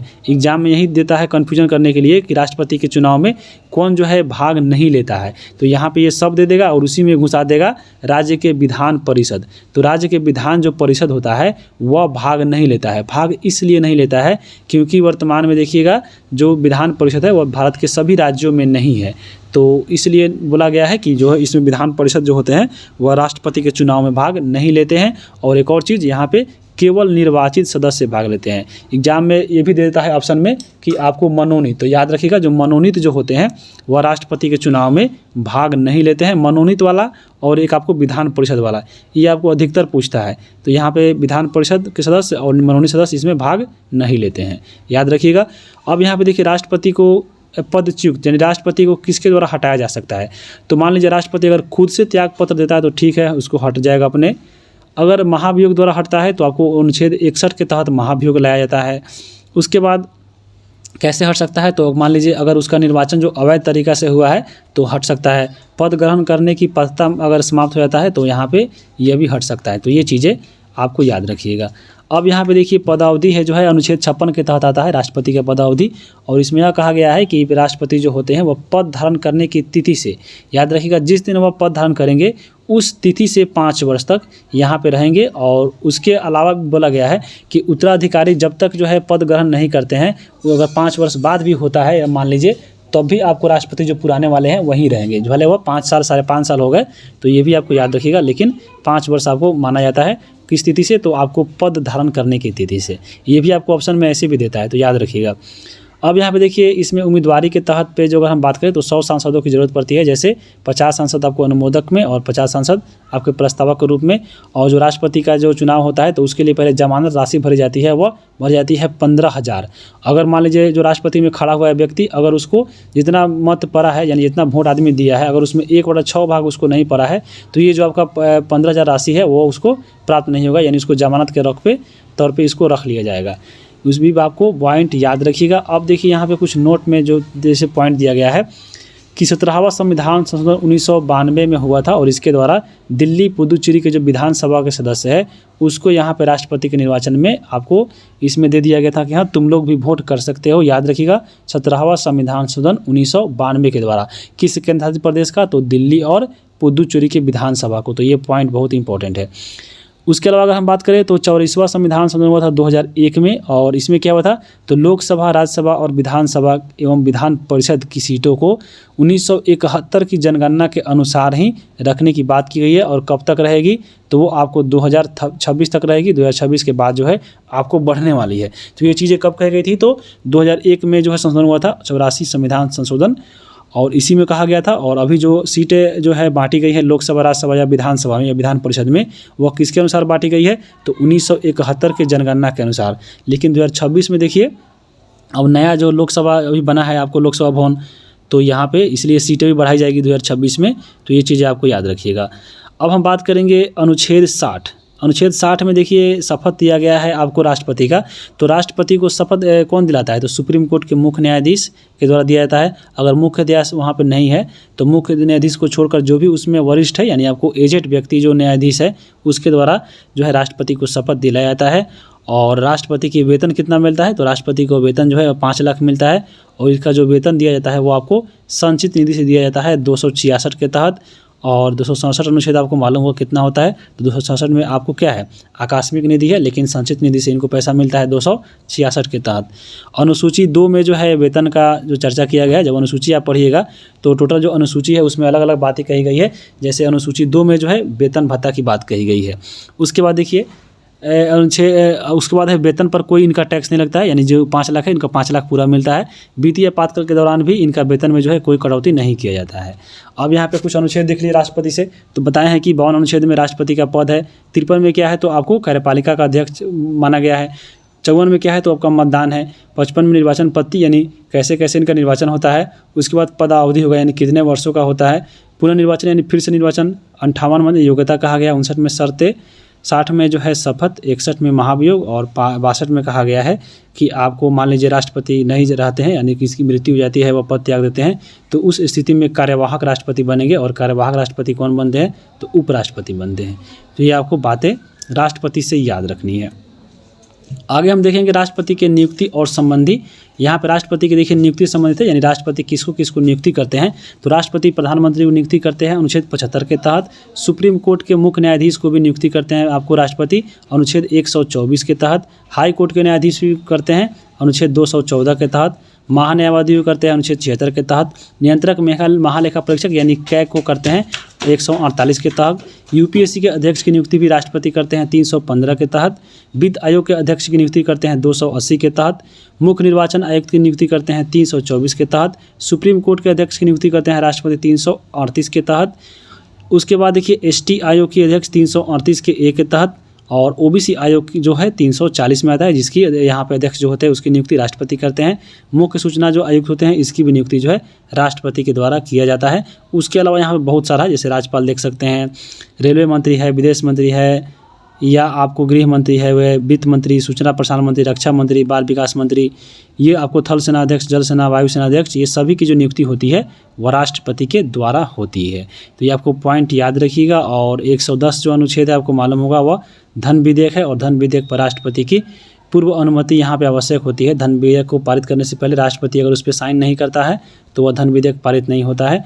ये भी पॉइंट याद रखिएगा। और राष्ट्रपति को 123 अनुच्छेद के तहत अध्यादेश जारी करने का भी यहाँ पे प्रावधान किया गया है। अध्यादेश क्या होता है, मान लीजिए देश में कोई ज़रूरी कानून बनाना पड़े और संसद जो है उस समय अगर वह आपको उपलब्ध नहीं है या संसद किसी दूसरा कार्य में लगा हुआ है, तो उस समय चाहे तो राष्ट्रपति को अधिकार मिला गया है कि आपको 123 के तहत अध्यादेश जारी करके नया कानून बना सकती है। अनुच्छेद भाग 18 में जब पढ़िएगा आपातकाल, तो आपातकाल में भी राष्ट्रपति को अधिकार दिया गया है अनुच्छेद 52, 56, 60 के अनुसार। 352 में जो है राष्ट्रीय आपात लगा सकता है राष्ट्रपति। अनुच्छेद 356 के तहत राष्ट्रपति शासन लगा सकते हैं और 60 के तहत वित्तीय आपात लगा सकते हैं। तो ये आपको पॉइंट याद रखिएगा। अब यहाँ पे अनुच्छेद एक और बहुत ही इम्पोर्टेंट है राष्ट्रपति से कि अनुच्छेद 72 के तहत राष्ट्रपति को क्षमादान की शक्ति मिली है। यानी आपको क्षमादान, किसी व्यक्ति को जो मान लीजिए सज़ा मिला है तो उसको क्षमादान भी कर सकते हैं। तो क्षमादान भी जो होता है वो 5 प्रकार से होता है जो आपको राष्ट्रपति को अधिकार मिला है। जैसे क्षमा जो है एक क्षमा होता है। इसमें क्या होता है तो राष्ट्रपति अगर चाहे तो किसी को दोषी से पूर्णतः माफ़ कर सकते हैं, अगर चाहे तो। उसके बाद एक होता है प्रविलंबन। प्रविलंबन में क्या होता है तो मृत्यु दंड को अस्थायी रूप में निलंबित कर देना। किसी को मृत्यु दंड मिला है तो उसको आपको आजीवन कारावास दे देना। ये सब चीज़ें होती है प्रविलंबन में। एक होता है परिहार।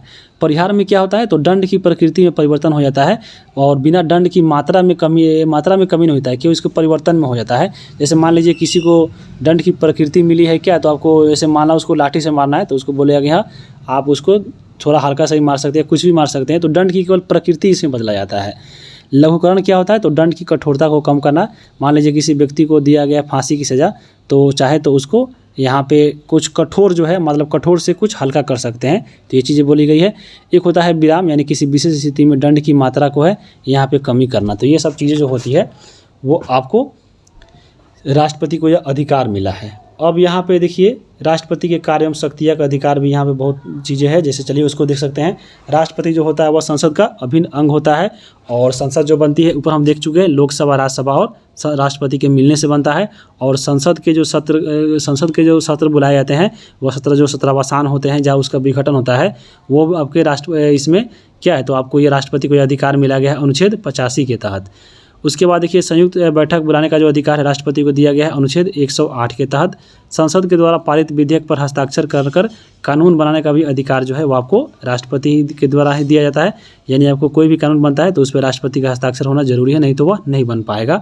संसद में विधेयक पेश करने हेतु राष्ट्रपति का सहमति भी यहाँ पे अधिकार होना चाहिए, तो ये भी अधिकार यहाँ पे दिया गया है।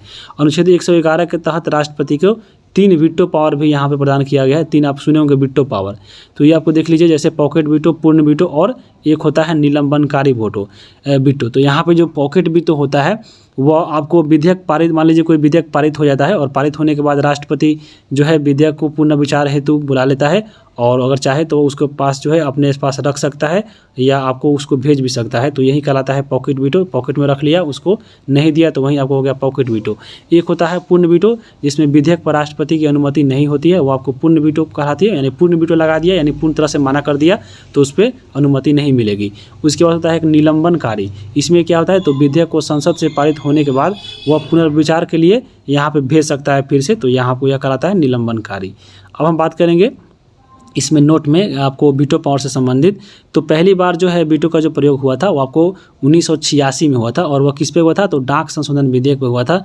और उस समय जो है ज्ञानजी जय सिंह जो थे यही आपको राष्ट्रपति थे और इन्होंने पॉकेट वीटो का प्रयोग करते हुए जो है डाक संशोधन जो विधेयक था इन्होंने इसको मना कर दिया था, यानी उसको अपने पॉकेट में ही रख लिया था, अनुमति नहीं दिया था। तो यही आपको पहली बार लगाया गया था 1986 में पॉकेट वीटो पर, यहाँ पे याद रखिएगा। और ये डाक संशोधन विधेयक पर लगा था। अब हम देखिए राष्ट्रपति के बारे में बात कर सकते हैं। तो सबसे पहले जो राष्ट्रपति थे वो कौन थे, तो राजेंद्र प्रसाद थे। और ये 1952 में जो चुनाव हुआ था सबसे पहले बार, तो वहाँ पे ये बने थे और ये प्रथम राष्ट्रपति और ये 2 बार राष्ट्रपति बने। उसके बाद देखिए राजेंद्र प्रसाद की बात करें, फिर दोबारा बने तो 1957 में और ये सबसे मजबूत राष्ट्रपति के तौर पर जाने जाते हैं। उसके बाद देखिए राधाकृष्णन बने जो 2 बार उपराष्ट्रपति और एक राष्ट्रपति बने। तो यहाँ पर जो इम्पोर्टेंट है चलिए हम उसको देख सकते हैं। जैसे अगर हम बात करें इसमें आपको सबसे लास्ट में चलते हैं, यानी जो इम्पोर्टेंट है यहाँ पे आप देख सकते हैं, जो इसमें आप देख लीजिएगा। अब हम बात करेंगे यहाँ पे, क्योंकि वर्तमान में जो है वो द्रौपदी मुर्मू है, तो द्रौपदी मुर्मू के बारे में यहाँ पे मालूम होना चाहिए आपको। द्रौपदी मुर्मू की अगर हम बात करें तो आपको यह व्यक्ति के आधार पर 16वें राष्ट्रपति, जबकि यहाँ पे अगर हम क्रम के आधार पे बात करें तो ये 15वें राष्ट्रपति है। तो क्रम के आधार पे पूछे तो 15वें और व्यक्ति के आधार पे ये 16वें राष्ट्रपति है, तो ये भी याद रखिएगा। और द्रौपदी जो मुर्मू है वो प्रथम आदिवासी महिला राष्ट्रपति बनी है। और ये आदिवासी की बात होती है तो ये किस आदिवासी की थी, तो ये संथाल जो जनजाति है उसकी आदिवासी थी। और द्रौपदी जो महिला थी वह द्वितीय महिला राष्ट्रपति बनी, क्योंकि पहली जो महिला राष्ट्रपति बनी थी वह बनी थी प्रतिभा देवी पाटिल और वो आपको पहली महिला राष्ट्रपति थी 2007 में बनी थी। और द्वितीय जो बनी है वो द्रौपदी मुर्मू बनी है, लेकिन आदिवासी के तौर पे वो पहली महिला चुनी गई है। तो ये भी पॉइंट याद रखिएगा। उसके पहले आपको देखिए रामनाथ कोविंद थे जो बिहार के आपको राज्यपाल थे और इनको बाद में जो है बना दिया गया था भारत के राष्ट्रपति। तो ये भी आप पॉइंट में याद रख सकते हैं। अगर हम बात करें अगला अध्याय 4, देखिए अध्याय 3 के समय में बहुत समय लग गया आपको। अब यहाँ पे अध्याय 4 देखेंगे, यहाँ पे आपको ज़्यादा एक्स्ट्रा चीज़ अब नहीं मिलेंगे और बुक में जो दिया गया फैक्ट, चलिए उसको हम कवर करते हैं। जैसे हम बात करें अध्याय 4 में है कानून की समझ, तो कानून चैप्टर ऊपर हम देख चुके हैं, संसद के बारे में पढ़ चुके हैं। तो यहाँ पे उतना पॉइंट आपको इसमें भी ऐड करना पड़ता है, अगर ऐड नहीं करते तो आपको समझ में नहीं आता। इसलिए जो है हम लोग ऊपर सब खत्म कर चुके हैं, जैसे प्रधानमंत्री, राष्ट्रपति या आपको चाहे वो जिस संसद हो, लोकसभा हो, राज्यसभा हो, सब खत्म कर चुके हैं। अब यहाँ पे कानून की समझ के लिए, मान लीजिए कानून समझना है तो उसके लिए आपको संसद बनाती है, तो संसद के बारे में मालूम होना चाहिए, तो संसद देखें लिए। अब हम चलिए बात करते हैं भारत में कानून बनाने की कार्य जो है वो कौन करती है, तो संसद करती है, यानी संसद के द्वारा ही कानून बनते हैं। तो वह कानून कैसे बनता है, तो उसके लिए देखिए प्रक्रिया है, चलिए इसको देखते हैं। आपके बुक में दिया गया था कि मान लीजिए जनता का कोई मुद्दा है या समाज में कोई चर्चा चल रहा है, बहस चल रहा है, तो उस बहस को क्या किया जाता है, सरकार के द्वारा सदन में विधेयक के रूप में पेश किया जाता है। तो यह मान लीजिए किसी सदन में पेश हुआ, अब यहाँ पेश जो होता है चाहे वह लोकसभा में हो सकता है या राज्यसभा में हो सकता है, मान लीजिए कोई में हो जाए, तो यहाँ पे मान लीजिए लोकसभा या राज्यसभा में किसी में से गया, तो सबसे पहले उस विधेयक पे पहले सदन में चर्चा होगी और उस पर बहस होगी। यहाँ पे चर्चा हुआ और बहस मान लीजिए हो गया। अब यहाँ पे देखिए जिसमें जो सदन में जो सदस्य है उसके द्वारा यहाँ पे मत दिया जाएगा कि हाँ या इस पर विचार किया जाए या इसको इसमें आगे लागू किया जाए। तो मान लीजिए कोई विधेयक जो है, अगर मान लीजिए अगर विधेयक पारित नहीं होता है तो विधेयक को वहीं पर रद्द कर दिया जाता है, या अगर मान लीजिए वहाँ पे विधेयक जो है आपको बहस में पारित हो गया तो वह आपको विधेयक वहाँ पे पारित हो जाता है। अब पारित होने के बाद क्या होता है, मान लीजिए लोकसभा में गया था तो लोकसभा में पारित हो गया, तो फिर ये जो आपका पारित विधेयक है वो आपको राज्यसभा में जाएगा, यानी आपको एक सदन से पास होने के बाद वह दूसरे सदन में जो है पारित होने के लिए जाता है तो यहाँ पे देखिए पारित विधेयक दूसरे सदन को भेजा जाता है, दूसरे सदन में उस पर फिर चर्चा होती है और वहाँ पे उसमें भी पारित होता है। पारित होगा तो हुआ, नहीं तो अगर मान लीजिए कुछ संशोधन करना है तो आपको वह संशोधन भी कर सकता है। जब यहाँ पे पारित हो गया, मान लीजिए संशोधन करते हुए, यानी आपको दूसरे सदन में भी वह पारित हो जाता है, तब वो जो विधेयक है राष्ट्रपति के पास जाएगा। अगर राष्ट्रपति उस पर हस्ताक्षर कर देते हैं तो राष्ट्रपति मान लीजिए हस्ताक्षर कर दिए तो उसके बाद जो है वह जो बहस था, वो जो अधिनियम जो आपका वो विधेयक था वह कानून बन जाता है, तो आपको कानून कहलाता है। तो यही आपको ऐसे आपको जो संसद है वो आपको अधिनियम बनाता है। अब आपको बुक में दिया गया था बिहार प्रेस बिल 1982, ये क्या है? तो ये जो बिहार प्रेस बिल है आपको बिहार सरकार के द्वारा यानी राज्य के विधान के मंडल के द्वारा इसको जो है जारी किया गया था। कब? तो 1982 में। यहाँ पे इसमें यह था कि इसमें कहा गया था कि इसके तहत अगर कोई व्यक्ति राज्य सरकार की आलोचना करता है तो उसे दंड दिया जाएगा और यह बिल जो है स्वतंत्रता के मौलिक अधिकार को हनन करता था। इसलिए यहाँ पे लोगों ने जो है इसको विरोध आंदोलन किया और इसको हटाना पड़ा सरकार को। तो इसको हटाने के लिए देखिए इस बिल को 3 दिसंबर 1982 को अखिल भारतीय समाचार पत्र संघ एवं अन्य संगठनों के द्वारा इस बिल का विरोध किया गया। हड़ताल के बाद इसको सरकार के द्वारा वापस ले लिया गया था। कब? तो 1982 में ही आया और 1982 में ही यह चला गया था, क्योंकि यह स्वतंत्रता के खिलाफ था। यानी मौलिक अधिकार में जो स्वतंत्रता दिया गया उसके खिलाफ यह था, क्योंकि मौलिक अधिकार में आपको बोला गया है कि हाँ आप कुछ भी उसमें बोल सकते हैं, और यहाँ पे यह बोल रहा है कि सरकार की कोई आलोचना नहीं कर सकता है। लेकिन अभी देखिए सरकार की आलोचना कोई भी व्यक्ति कर सकता है, सबसे ज़्यादा मीडिया करता है। तो आपको ये चीज़ याद रखिएगा। और अगर ये हो जाता पास तो हम लोग क्या बोलते, ये आपको मौलिक अधिकार का हनन हो रहा है, इसलिए इसको हटा दिया गया था। उसके बाद हम बात करेंगे आंतरिक आपातकाल जब हुआ था 1974-76 में, तो उसके दौरान जो है सरकार जो है यहाँ पे दमनकारी नीति अपनाई थी। दमनकारी नीति क्या अपनाई थी? जैसे वह प्रेस की स्वतंत्रता पर रोक लगा दी थी, बोलने की स्वतंत्रता पे आपको रोक लगा दी थी। लेकिन ये जो दोनों चीज़ें आपको क्या है, ये आपको मौलिक अधिकार है, आपसे कोई नहीं छीन सकता है। और ये चीज़ें आपको जब लगा था आपातकाल तो ये हमने से छीन ली गई थी। तो ये आपको याद रखिएगा। और आपातकाल के विरोध में ही आपके बिहार के जो प्रमुख नेता थे लोक नायक जयप्रकाश नारायण, इनके द्वारा पूरे भारत में जो है जन क्रांति चली थी, और उसी जन क्रांति जो है आगे चलकर संपूर्ण क्रांति के नाम से जानी जाती है। तो एग्जाम में पूछता है कि संपूर्ण क्रांति किसने चलाया था, तो आपको जयप्रकाश नारायण ने। जयप्रकाश नारायण को कौन सी उपाधि मिली है? तो लोक नायक की उपाधि मिली है। अब यहाँ पे जो चली थी संपूर्ण क्रांति, इसका उद्देश्य क्या था? तो इसका उद्देश्य था कि नागरिक जो है नागरिक स्वतंत्रता, भ्रष्टाचार, महंगाई और बेरोजगारी का निवारण करना, ये आपको संपूर्ण क्रांति का क्या था? तो आपको उद्देश्य रहा था। अब हम बात करेंगे आगे 5 नंबर चैप्टर। 5 नंबर में है देखिए न्यायपालिका। तो न्यायपालिका आपको मालूम होगा न्यायपालिका का अर्थ क्या होता है। तो जैसे हम लोग ऊपर पढ़ ही चुके हैं न्यायपालिका के बारे में, जैसे न्याय के लिए कौन जाना जाता है। अब चलिए इसको हम देखते हैं। सरकार के 3 अंग होते हैं, हम लोग पहले भी देख चुके हैं। सरकार के 3 अंग कौन होते हैं? तो एक विधायिका होते हैं, दूसरे कार्यपालिका, तीसरे होती है आपको न्यायपालिका, और चौथा कौन होता है? तो चौथा जो हम बताए थे मीडिया को, जो हम पिछला कवर किए थे चैप्टर, पिछला जो बुक, तो उसमें बताए थे कि आपको चौथा स्तंभ बोला जाता है मीडिया को, लोकतंत्र का। और ये सरकार के 3 अंग है यहाँ पे, विधायिका, कार्यपालिका और न्यायपालिका। विधायिका का कार्य होता है कानून बना, तो कानून बना तो हम लोग देख ही लिए आपको संसद के बारे में पढ़कर। कार्यपालिका क्या होता है? तो कानून को लागू करना, यानी जो कानून बनाता है विधायिका उसको कानून को लागू करना काम होता है कार्यपालिका का। और जो न्यायपालिका होता है वह विवादों का निपटारा करता है, यानी आपको जो न्यायपालिका है वह स्वतंत्र होता है और ये खुद से अपना काम करता है और ये विवादों का निपटारा करता है। अब हम बात करते हैं न्यायपालिका के बारे में। चलिए, न्यायपालिका के बारे में आपके बुक में दिया गया था कि जो न्यायपालिका होती है वह सरकार का तीसरा अंग होता है। नागरिक के अधिकार और स्वतंत्रता की यह रक्षा करता है कौन? तो आपको न्यायपालिका।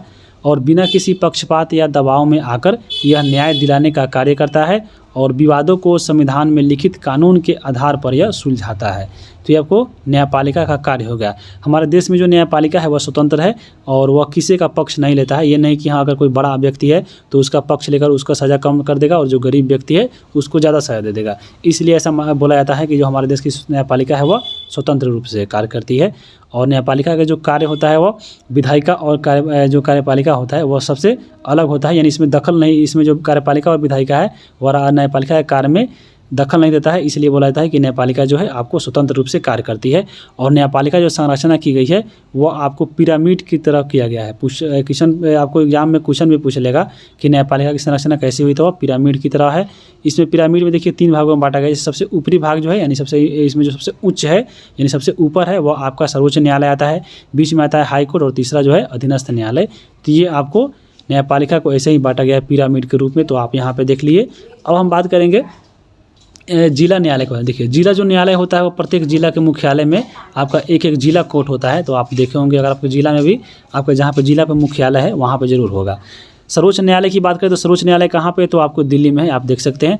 और सुप्रीम कोर्ट की बात हो रही तो सुप्रीम कोर्ट के मुख्य न्यायाधीश अभी वर्तमान में कौन है, आप कमेंट कीजिए, और वो कितने नंबर के हैं ये भी आपको कमेंट करके बताना है। उसी प्रकार हम बात करें बिहार में, तो बिहार में भी आपको जो राज्य स्तर पे होता है वो आपको हाई कोर्ट होता है। और हाई कोर्ट कहाँ है बिहार का, तो वह पटना में है। कब बनाया गया था, तो 1916 में बनाया गया था। और आपको यह बताना है कि वर्तमान में जो बिहार के हाई कोर्ट है उसके मुख्य न्यायाधीश कौन है। और उसके बाद हम बात करें, यह राज्य के सबसे उछली जो है उच्च अदालत है, तो यहाँ पे याद रखिएगा। अब हम बात करते हैं विधिक सेवा प्राधिकरण 1987 की, आपके बुक में दिया गया था। और ये जो है विधिक सेवा प्राधिकरण क्या है और ये कब लागू हुआ था, तो यह आपको प्रभाव में आया था 9 दिसंबर 1995 को। अगर हम बात करें यह क्या था, तो आपको इसका उद्देश्य की बात करें तो भारत में कोई भी व्यक्ति गरीबी या किसी अन्य असमर्थता के कारण अगर उसको न्याय नहीं मिलता है, न्याय से वंचित रह जाता है, तो उसको न्याय दिलाने के लिए जो है विधिक सेवा प्राधिकरण लाया गया था 1987 में। अब हम बात करेंगे लोक अदालत का, तो लोक अदालत क्या होता है, चलिए उसको देखते हैं। लोक अदालत की अगर हम बात करें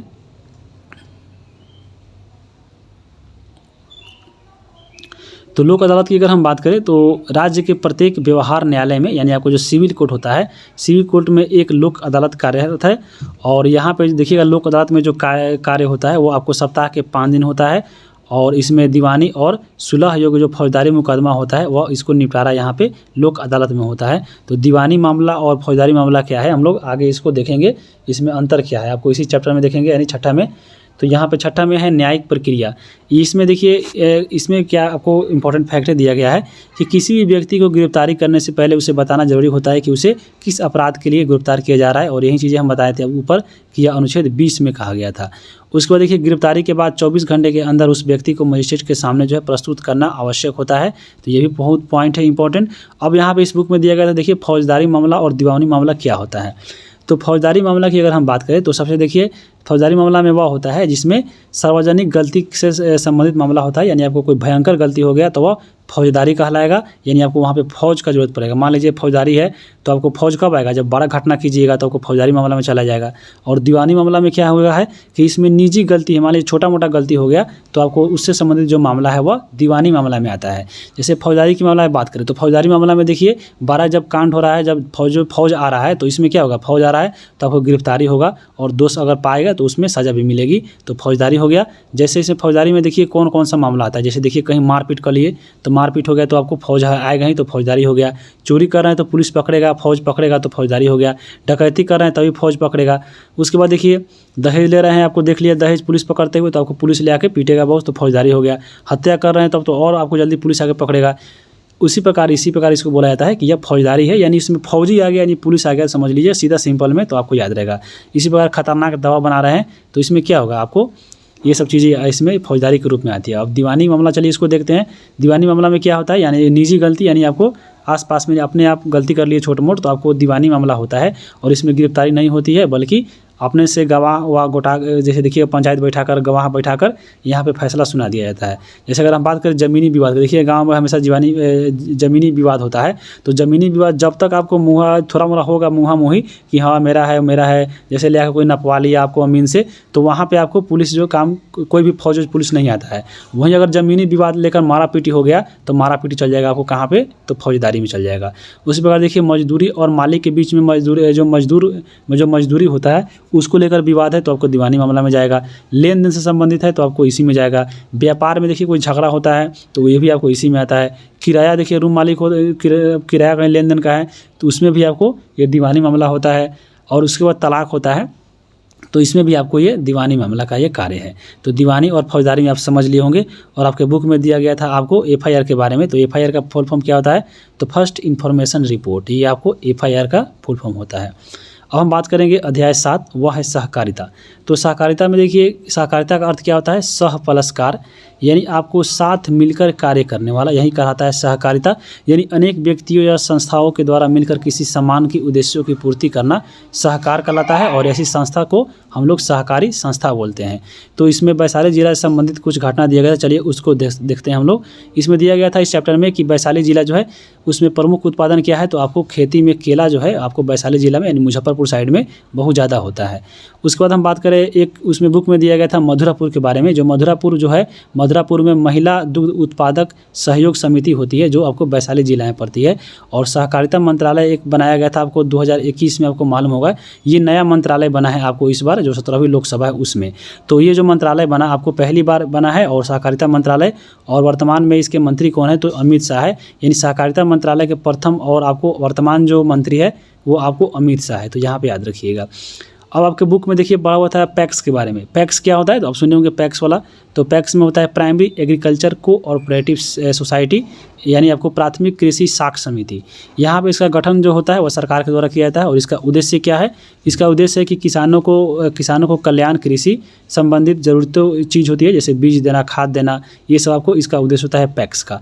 पैक्स की सदस्यता की अगर हम बात करें कि पैक्स की सदस्यता कैसे मिलती है, तो कोई भी व्यक्ति अगर चाहता है कि हम पैक्स की सदस्यता ले, तो उसको किसान के द्वारा जो निर्धारित सदस्यता शुल्क है उसको जमा करना पड़ेगा, और एक जो शेयर होता है उसकी राशि को भी पैक्स की सदस्यता के रूप में ग्रहण करता है।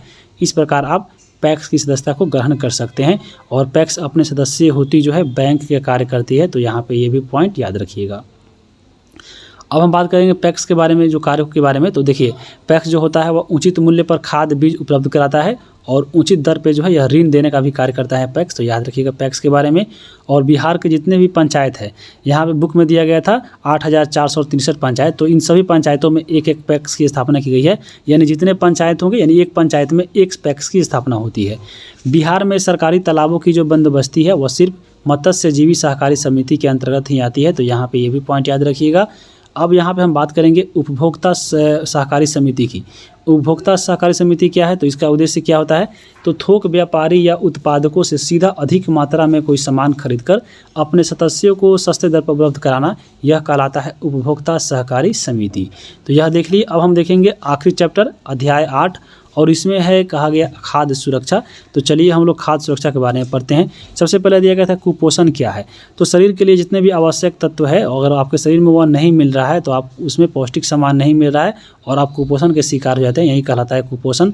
और कुपोषण की पहचान आपके बुक में दिया गया था कि कैसे पहचान सकते हैं। तो कुपोषित जो पहचान देखिए, शरीर में उसका वृद्धि रुक जाता है, उस खून में कमी हो जाता है, मांसपेशियाँ ढीली पड़ जाती है, सिकुड़ जाती है, शरीर का वजन कम हो जाता है, हाथ पैर पतले और पेट जो है बड़ा हो जाता है, और जिसको बोला भी जाता है कि हाथ संदूक लेखन पेट बंदूक जैसा, तो ये आपको हो जाता है। हाँ, उसके बाद देखिए शरीर का सृजन जो है, यहाँ पे कमजोरी और महसूस करना, यहाँ पे सृजन नहीं होगा, शरीर में जो कमजोरी और महसूस करते हैं, तो ये भी आपका कुपोषण के लक्षण है। अब हम बात करेंगे भारत के बारे में। देखिए इसमें क्या किया जाएगा कि भारत में सभी व्यक्तियों को जीवन जीने का अधिकार है, और ये अनुच्छेद आपको 21 कहता है, तो ये भी याद रखिएगा।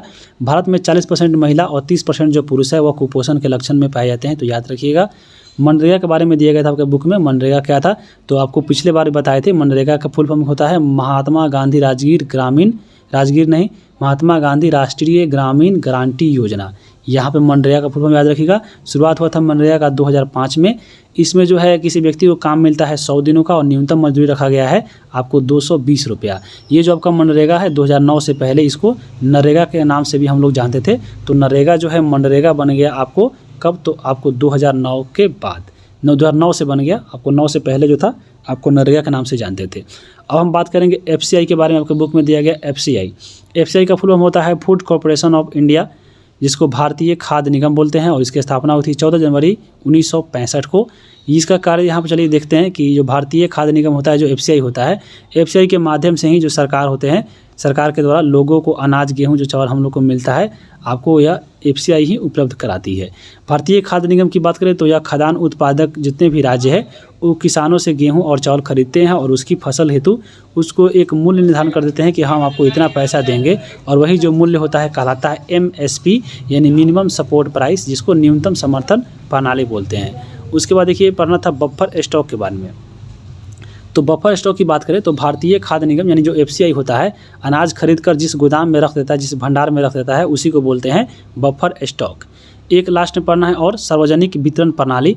सार्वजनिक वितरण प्रणाली क्या है? तो इसी के माध्यम से देखिए गांव में जो हम लोग को अनाज मिलता है, जैसे भारतीय खाद्य निगम इस बफर स्टॉक को सरकार के राशन की दुकानों के माध्यम से समाज में वितरित की जाती है और इसे सार्वजनिक वितरण प्रणाली कहते हैं।